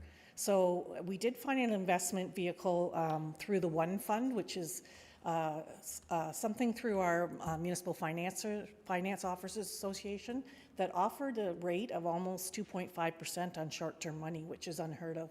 So we did invest quite a bit of money in that area, in that vehicle, so we were able to make some gains in investment income. Special projects, as you know, in 2020, we moved the special projects into a project-oriented space, kind of like the capital projects, but separate from them as well. Before, in 19, we had them all through the income statement. So if you didn't finish your projects, the surplus just flowed to the bottom line of the corporation. And then if they hadn't finished those projects, they would budget for them again in the next year. So by council approving that movement into a more project-oriented way, we've been able to, like in 2019, the special projects had about a $300,000 surplus. So that has been moved so that they can finish those projects in the 18-month period that they really need to finish them, frankly. Now, winter control, and I have mentioned this in other presentations that I've done, that the winter control budget for 2019 was over budget by approximately $2.6 million. And the reasons for that is because the storms, as I talked to Public Works, the storms are more ice in nature, and as well more of a freeze-thaw in nature, which costs a little bit more money to handle. They do, this year, in 2020, when I'm looking at all of the cash flow that I've been looking at since the pandemic hit, the winter control, I think, is going to come a lot closer to budget. It was a milder spring, so I think if the winter holds off a little bit for the end of 2020, we might be okay and we might come in on budget. We've estimated a little bit over, though, in the cash flow just to be safe. One thing that would help this area, considering a $2.6 million deficit is really hard to account for in our budget, which is usually fairly tight, would be this winter control contingency reserve that I've talked about a few times. So we'll get into talking about that when we talk about the reserve allocations. But as well, the streetlights, there was roads and streetlights. Now what Public Works is good at doing too, if they have an early start to winter, then they don't have as much time to do those things that they have to do in the fall. So I think they've reduced those areas. So they actually, in the 2019 year, the roads portion of the budget was actually under budget by about approximately the same amount as the winter control was over budget. So they managed within that budget very well. And the streetlights were under budget by they're coming in about $70,000 lower each year because we put those LED replacement bulbs in, and which we knew was going to save us money, and we're starting to see the payoff on those now. Okay, so this is the area rate surplus situation, and all of these, anything that's in a surplus has been transferred to reserve, or their fire area A was in a small deficit, and it had a reserve in order to transfer it to, so it wasn't left to be funded the next year on the tax levy. So that's what's happened. If they have a deficit in an area rate and there's no reserve to cover it, then it gets funded in the next in the 2020 tax levy, final tax levy.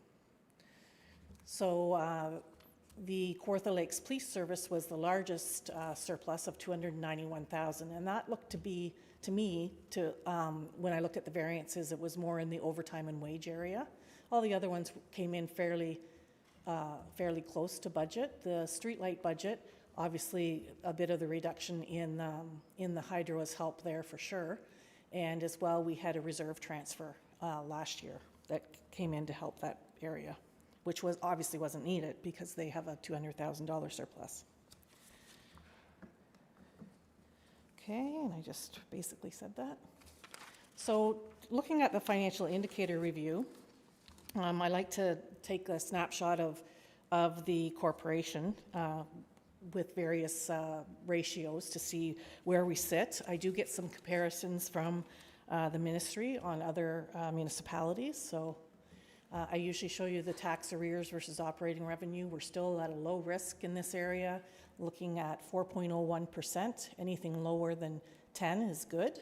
Average is 5.6, so we're actually doing better than the average of single southern tier is what we are the average we compare to.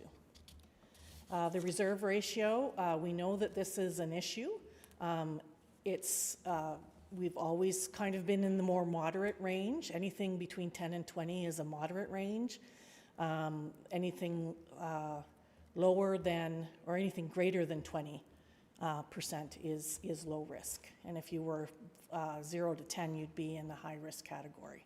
We are attempting to manage that. We realize that this is an issue, and we're going to look at this in the long-term financial plan that we plan to bring to council. Cash current ratio, this is more of a business-oriented ratio where you look at what your cash is and compare it to what your current liabilities are, and it tells you whether or not you are liquid, if you have enough money in the bank to cover your liabilities. In 2019, what the auditor's term cash was $16.7 million, but as I've said, most of our investments are in a short-term vehicle anyway that we can usually get access to quite quickly.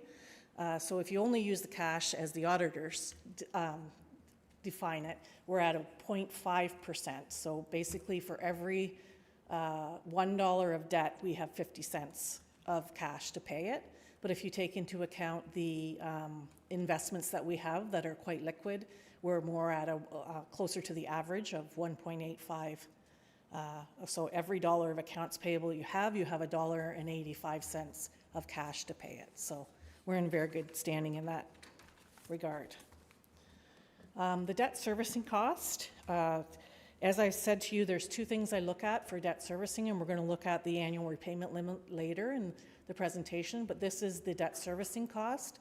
And in discussions with the ministry in the past years, and my own personal comfort level, I don't really want to see this number much above 7.5%.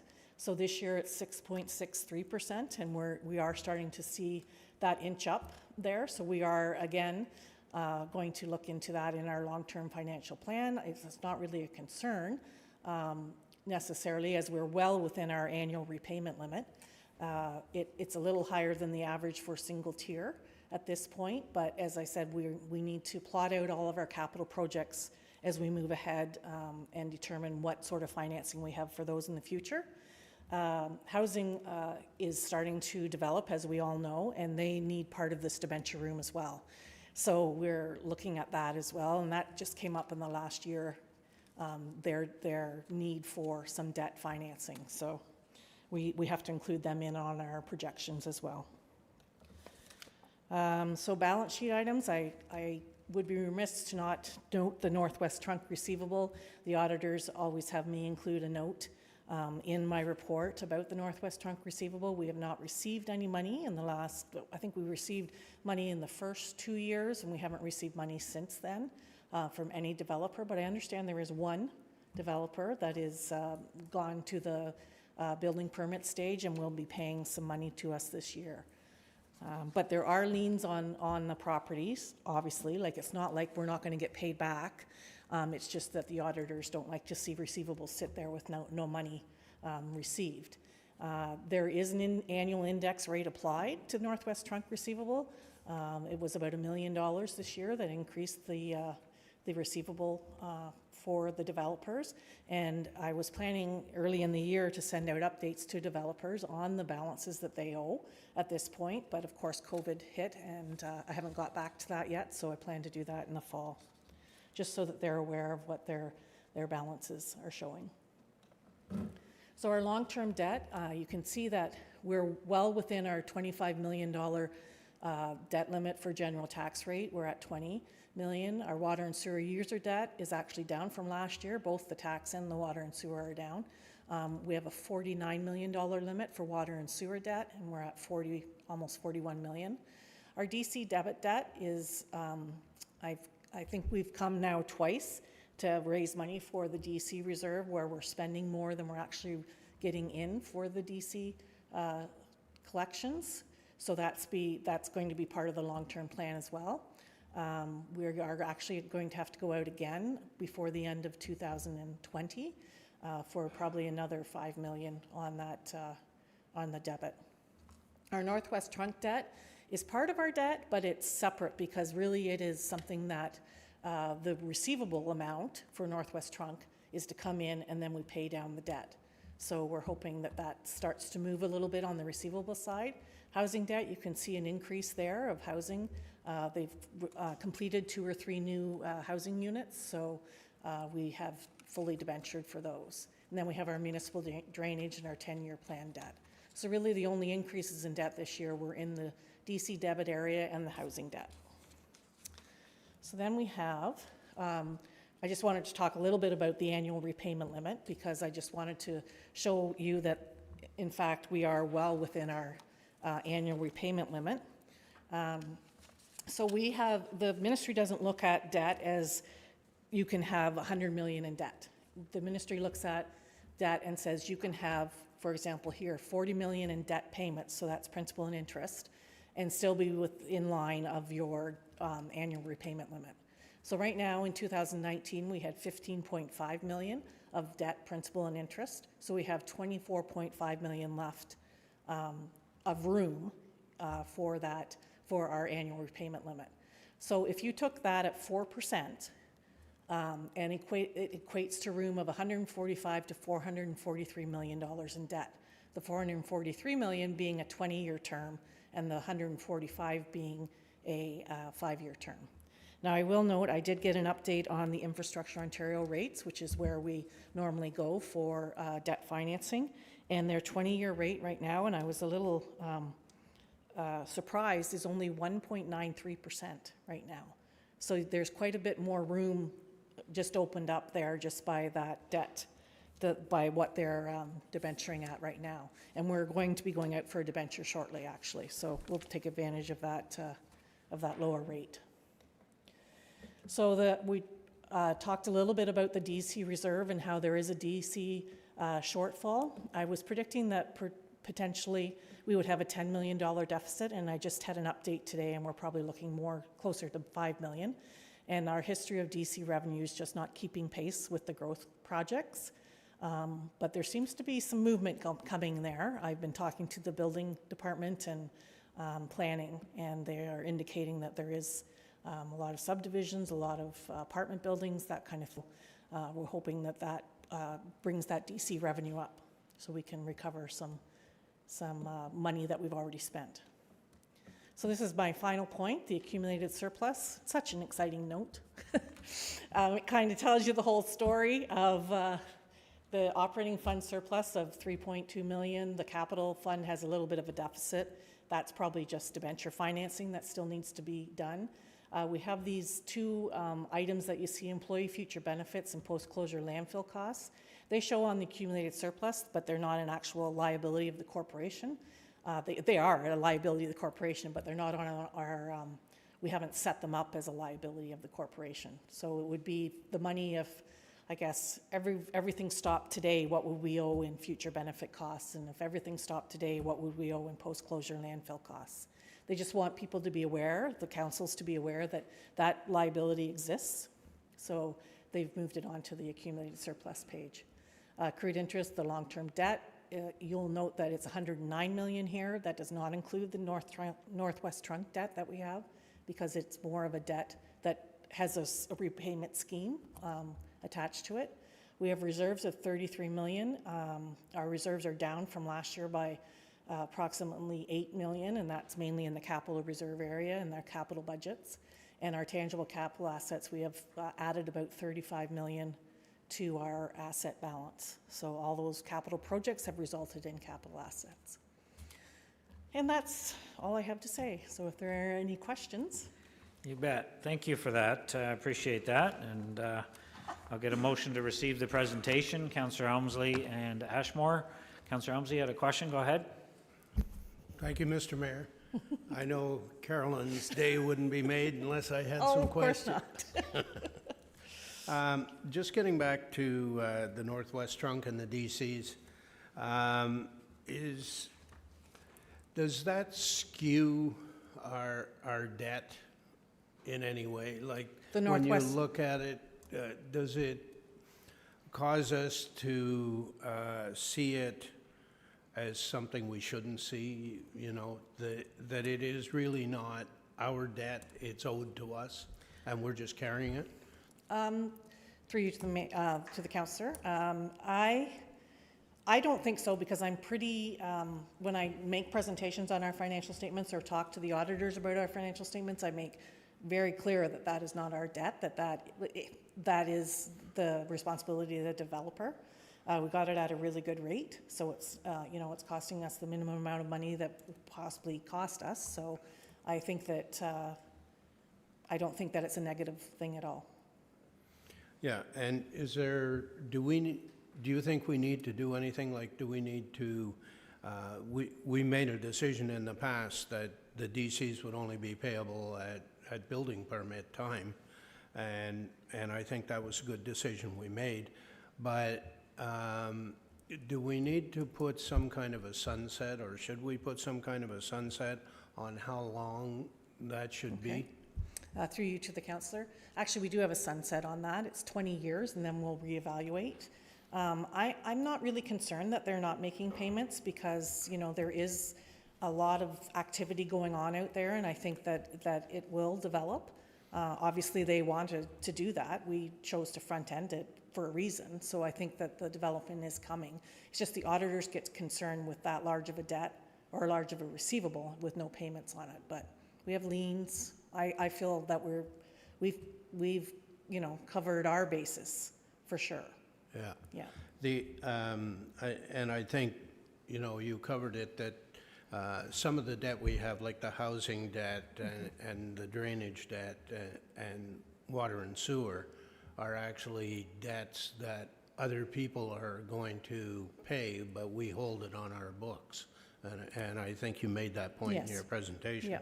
So just to reiterate that, and I think, if we look at the variance of $3 million and we look at our budget, we came in at what, 1.2, 1.3% Yes. variance on the budget, which I think is really good budgeting. But $3 million is a big number when you put it out there, and there's a lot of things we could do with it. And I was kind of surprised to see a large surplus in roads, because we sit here meeting after meeting after meeting, and we debate roads and the need to put more money into roads and the need to get on our roads. And we've done a lot of work with the public and a lot of work trying to accelerate our roads program, and then to see a surplus of $2 million in roads, and I think of all of the roads we could have gotten done for that kind of money. So it's just a point I'm trying to make to whoever's listening out there that, maybe we can do something. But I think it's a really good audit, and I thank you for the presentation. And Thank you. Through you, if I just make comment on that comment that you made. The roads actually broke even.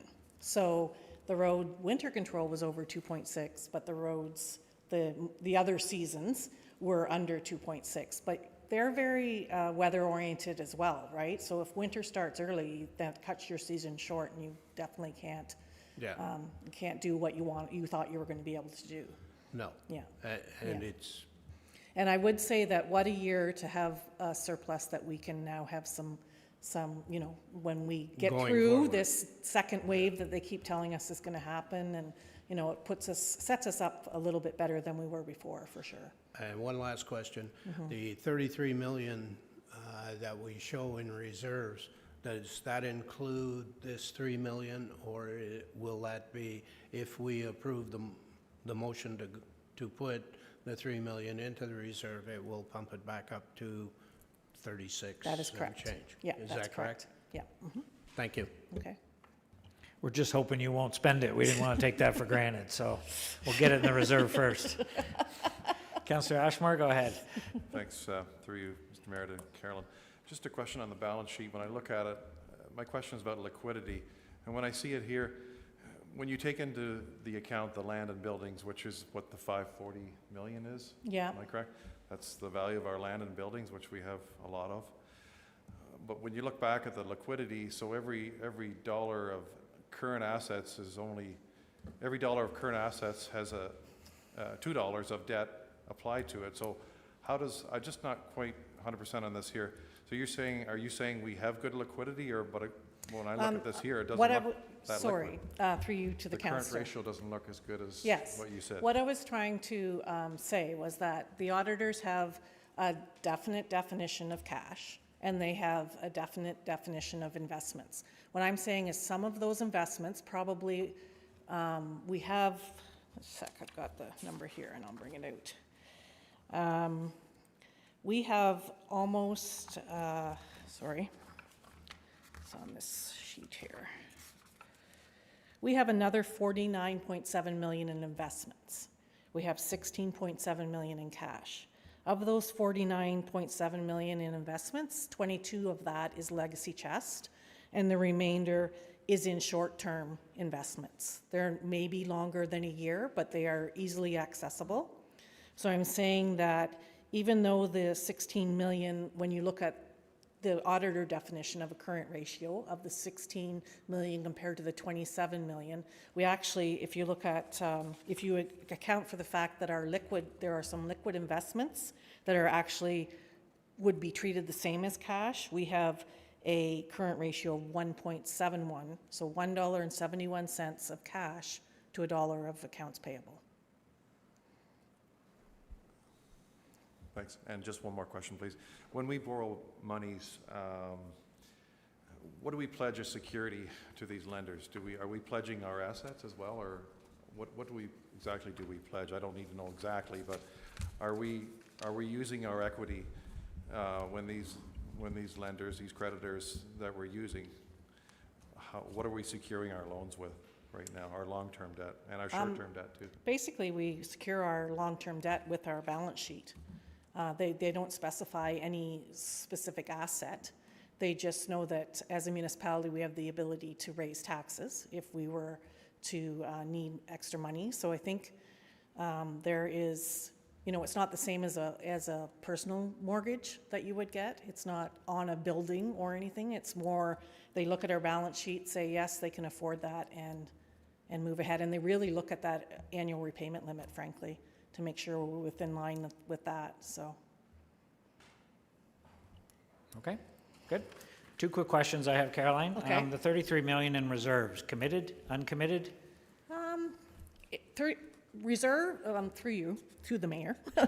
The reserves are at the discretion of council. These aren't obligatory. They're not like a parkland in lieu where you have specific use of them.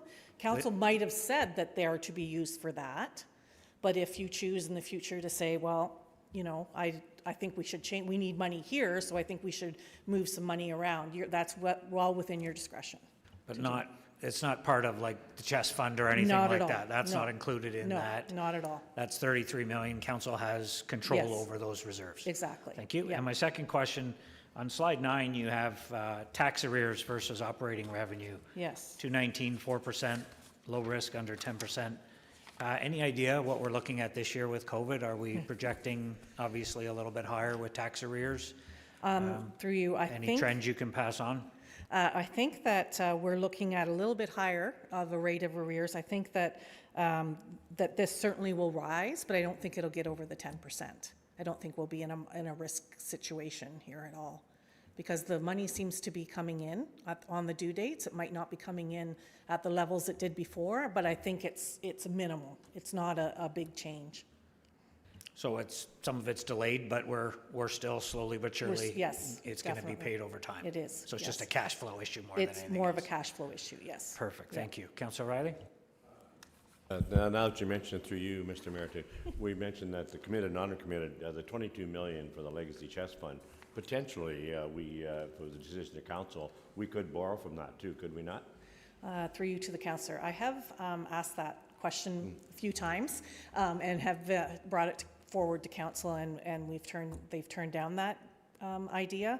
However, yes, you definitely can borrow from that, and you know, it's secure and it's at council's discretion as long as they pay, as long as the terms of reference for each committee are met. I think Lindsay doesn't pay out their full principal. They only pay out the interest earned, and all the other ones, you know, I think Bob Cajun's chosen that too, that they only pay out their interest earned. The other ones have pretty well actually paid out. Fenland has a little bit left, but yeah, we can definitely borrow from it. Okay, any further questions? We have a motion to receive, all in favor? That's passed, thanks Caroline. Okay. We're just going to deal with your report, if you just want to not run Okay. out on us right now, we'll see if there's any questions. So we'll deal with this report and then we'll take a quick 5-minute break. We have a recommendation here that the report 219 surplus disposition report be approved as circulated, that the financial statements for 219 be approved as circulated. Council authorizes a transfer of the 219 surplus of $2,999,743 to the contingency reserve committed for council, and that staff report back to council during the 2021 budget deliberations on options for disposition of the 219 surplus. You'll move that? Councillor Helmsley, thank you. Seconded by Councillor O'Reilly. Any questions, comments? Call the question, all in favor? That's passed. Thank you. Okay, let's take a quick break and we'll come back in 5 minutes.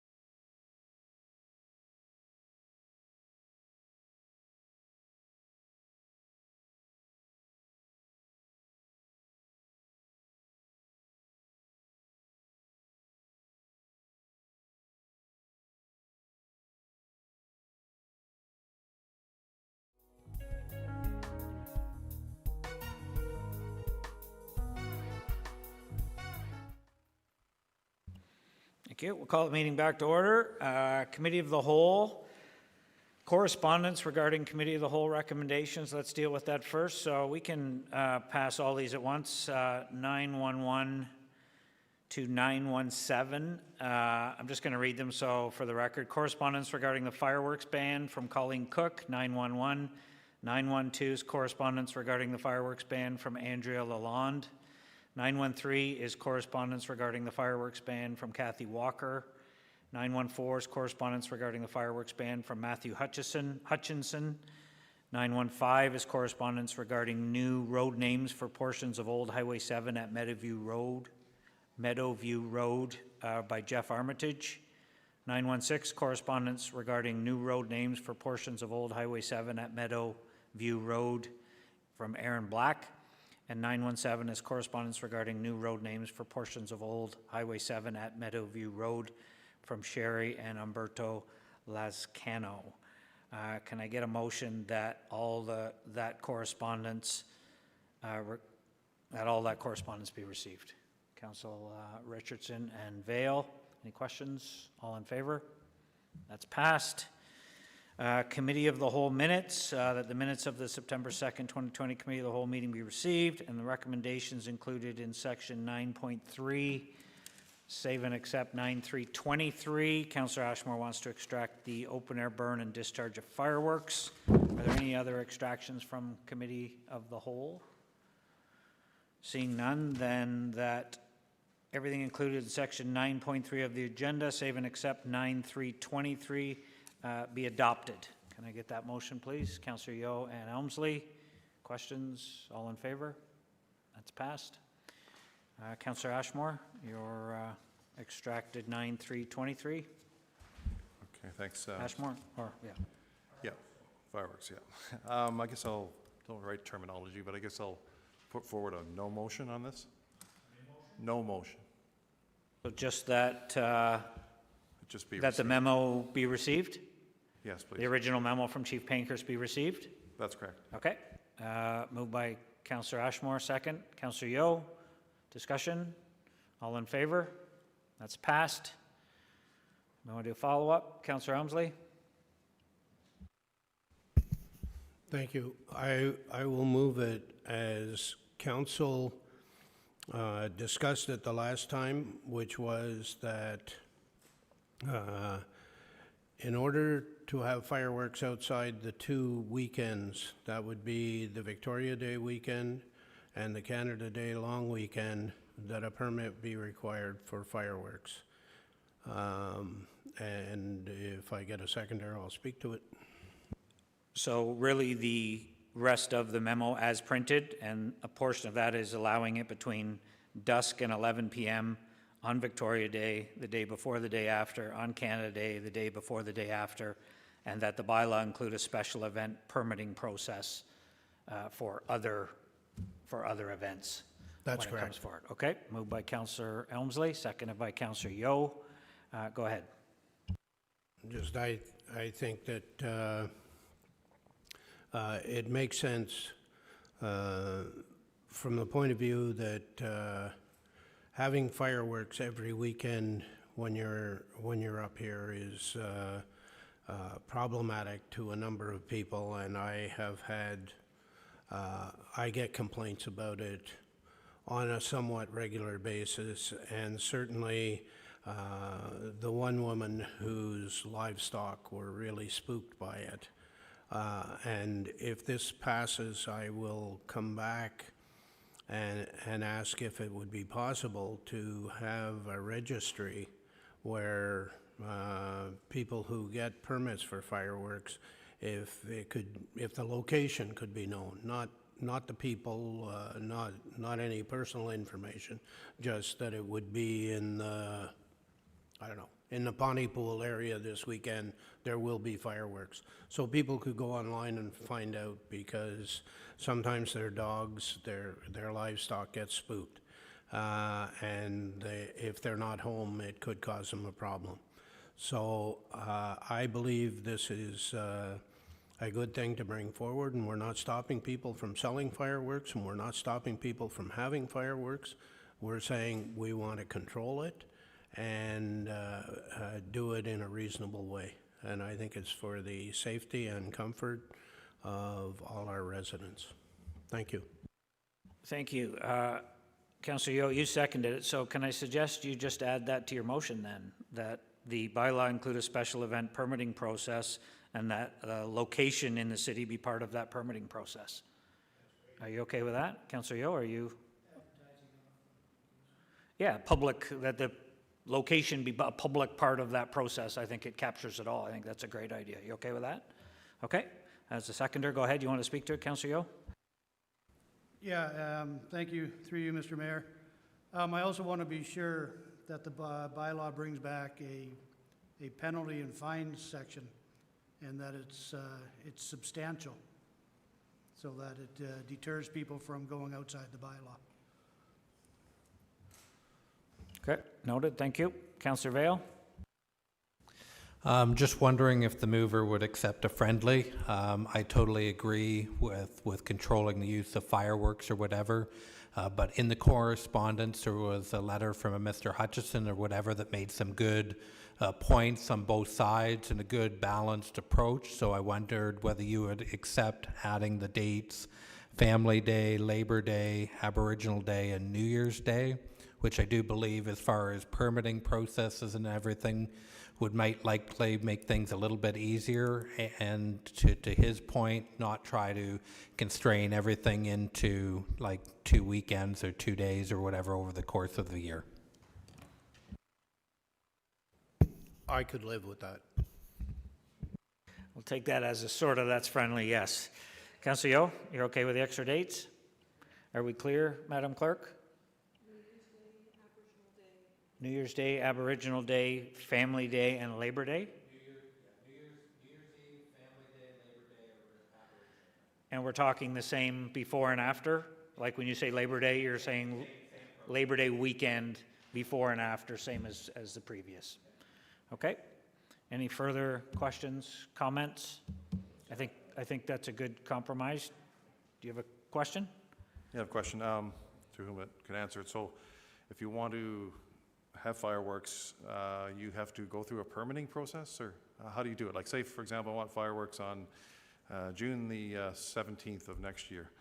It's not a holiday, whatever, but that doesn't apply then. It just has to be those specific dates? It doesn't meet these dates. You don't need a permit for these dates that are being proposed in the bylaw. You're allowed to set off fireworks on these dates.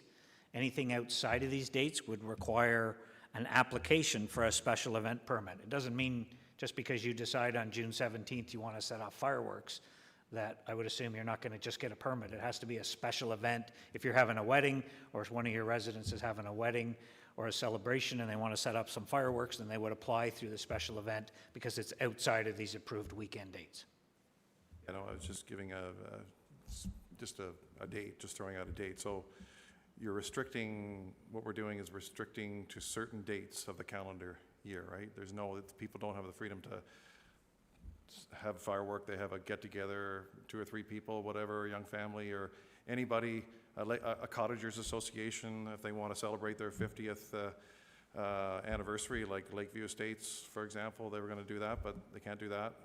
People in Pleasant Point, Colleen, she sent a letter there.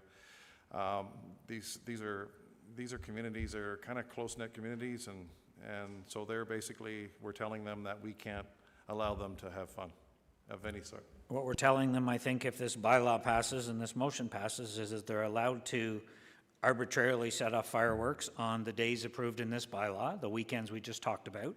If they want to have a 50th anniversary or a 50th celebration of their association, they can apply for a special event permit recognizing 50 years and say that, on this certain day they want to set off fireworks and apply for it. But can they set off fireworks 7 days a week, every day of the year? No. And that's what we're trying to prevent. Okay, this is my last time here, so I'll vote against this. I'll ask for a recorded vote. The reason is, I'll give you an example. Matt Hutchison, he's an incredible entrepreneur. He's on our Omimi Revitalization Committee. We wanted to do it at Christmas time and winter fireworks. There is such a thing as silent fireworks too. They're going to be the thing of the future. So the noise, if it's the noise that's bothering you, the technology's there to have silent fireworks. and like starting a registry. I mean, we're getting into a lot more stuff here that I think this is going to morph into, but I just think we're taking away a lot of enjoyment in people's life. So, I mean, I'm going to vote against this. I'm sorry, but I don't think it's right. Thank you. Councillor Elmsley, do you want to sum up? Yeah, very briefly. I think in the case of Supernova Fireworks, they're professionals and they know they get a permit for everything they do anyway, so it's not a problem for them. That's their business. And I think what we're doing is it's the safety and enjoyment of not only our residents, but also wildlife and livestock and farms and dogs and cats and other things, and people in our community who feel somewhat under the gun, if you like, when they come up here, and it's almost every weekend that fireworks go off. So I think this is a good initiative, and I hope that you can support it. Thank you. Recorded vote requested by Councillor Ashmore. Please use your microphones when you're recording your vote. Madam Clerk. Councillor Ashmore, Opposed? Councillor Dunn, In favor. Councillor Vale, In favor. Deputy Mayor O'Reilly, In favor? Councillor Seymour Fagan, In favor. Councillor Yeo, In favor? Councillor Elmsley, Councillor Richardson, In favor. Mayor Latham. In favor. Motion passes 8-1, 1 opposed, 8 in favor. Thank you. We'll move into item 10, the Planning Advisory Committee. That the minutes of, are there any extractions from the Planning Advisory Committee? Seeing none, can I get a motion that the minutes of the September 2nd, 2020 Planning Advisory Committee meeting be received and the recommendations included in section 10.3 of the agenda be adopted? Councillor Vale, you'll move that, and Councillor O'Reilly, any questions? All in favor? That's passed. Thank you. We'll move over to item 11. Deputy Mayor O'Reilly, you have the consent agenda. I have one extraction from Councillor Ashmore, which is the gravel resurfacing plan, 1116. Are there any other extractions from the consent agenda? Councillor O'Reilly, you're up, or Deputy Mayor O'Reilly?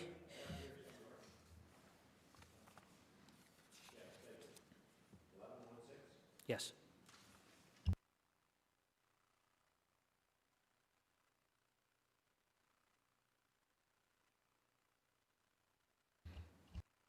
Moved by myself and second by Councillor Ashmore that all the proposed resolutions shown in sections 1.1 to 1.2 and 1.3 of the agenda be approved and adopted by council in order that they appear, save and accept 1.1.16.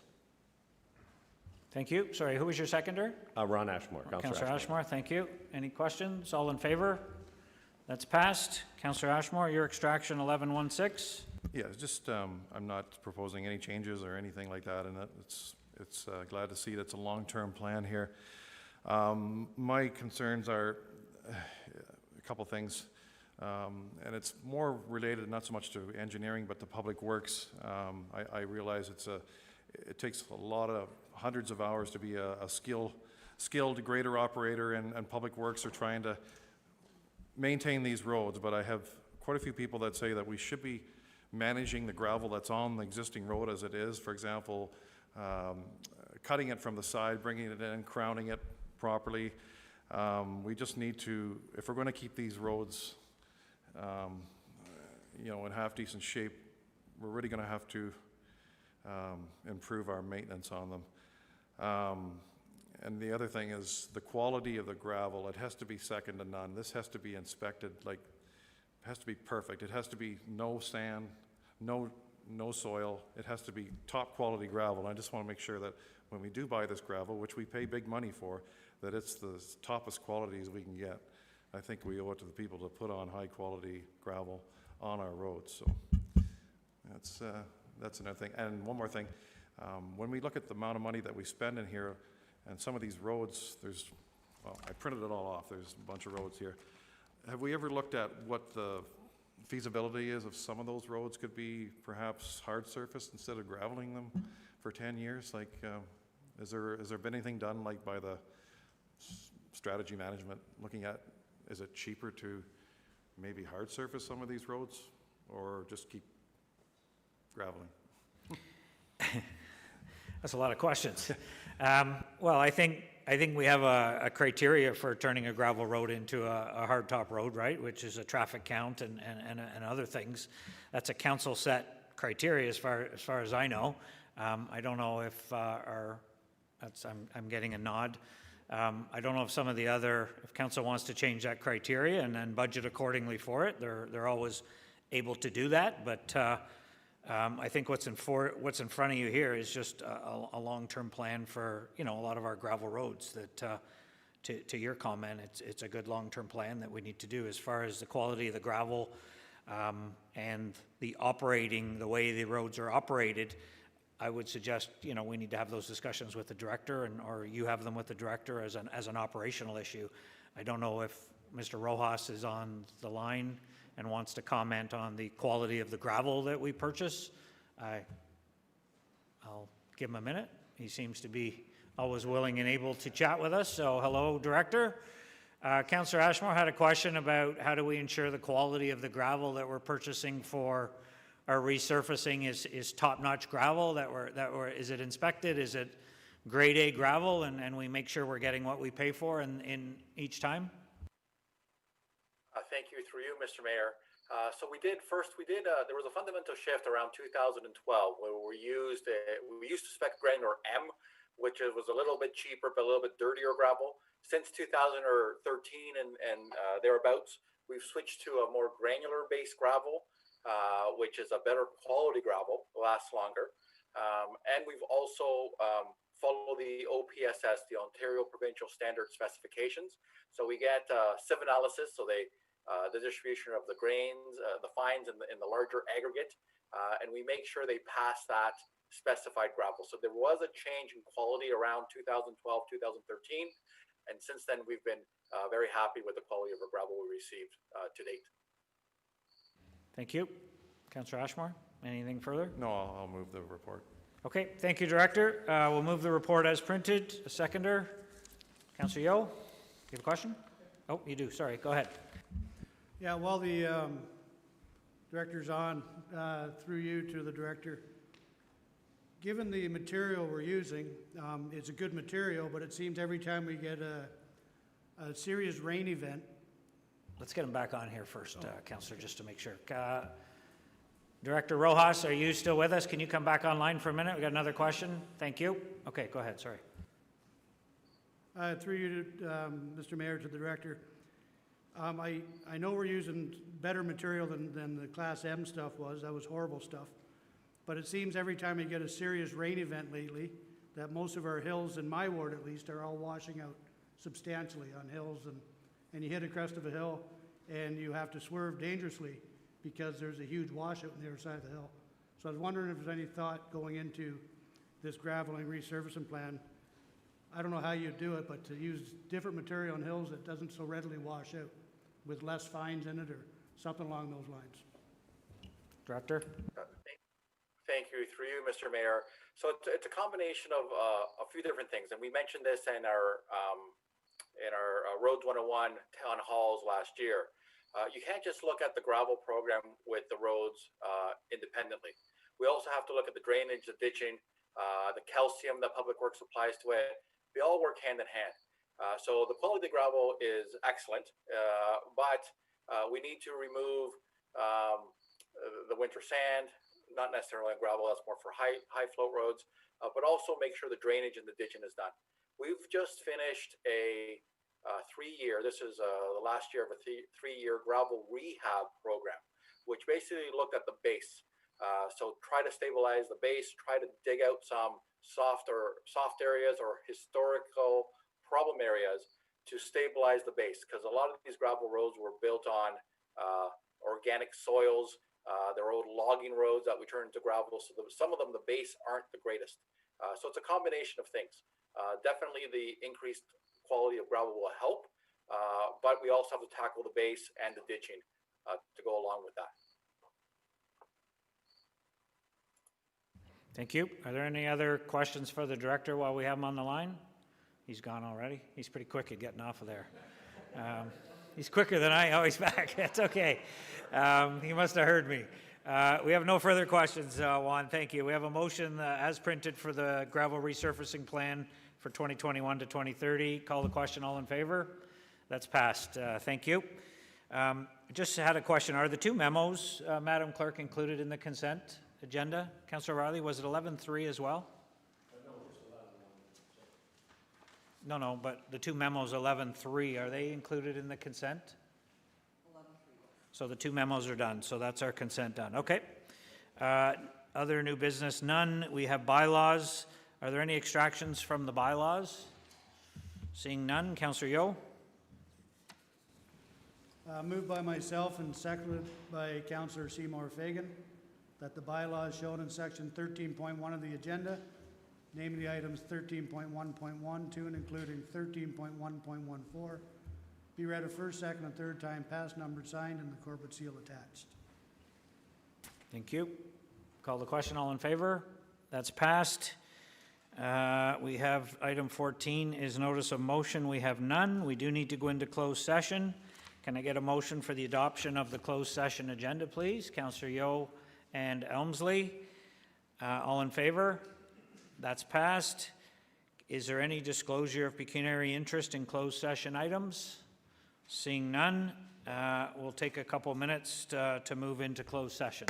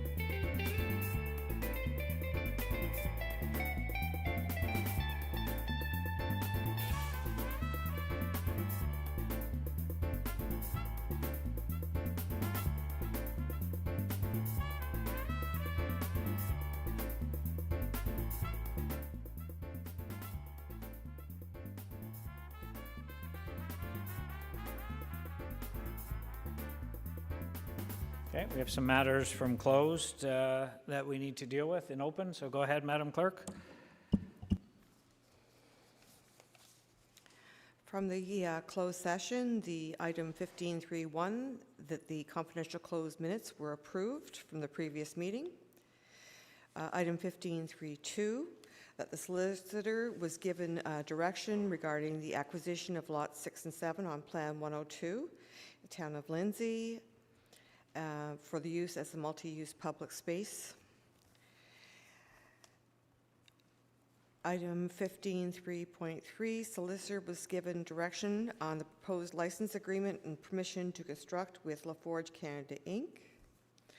Item 15.3.4, the solicitor received instructions to commence legal action in response to ongoing contraventions of the city's zoning bylaw at 6343 Highway 35. Item 15.3.5, that the mayor and the clerk be authorized to execute a shared service agreement between the Corporation of the County of Peterborough and the Corporation of the City of Kawartha Lakes. And that one we need a motion for, correct? The last one? Mayor and clerk? Okay, I need a mover and a seconder for the last one. Councillor Yeo, Vale, and Councillor Vale. All in favor? That's passed. Thank you. Is that it for matters from closed? Yes. Thank you. Item 17, confirming bylaw. Councillor Dunn. Moved by myself, seconded by Councillor Emsley, that the bylaw to confirm the proceedings of the regular council meeting held Tuesday, September 15th, 2020, be read first, second, third time, passed, numbered, signed, and the corporate seal attached. Thank you. All in favor? That's passed. And a motion to adjourn, please. Councillor Richardson, Councillor Vale, all in favor? Passed. Thank you.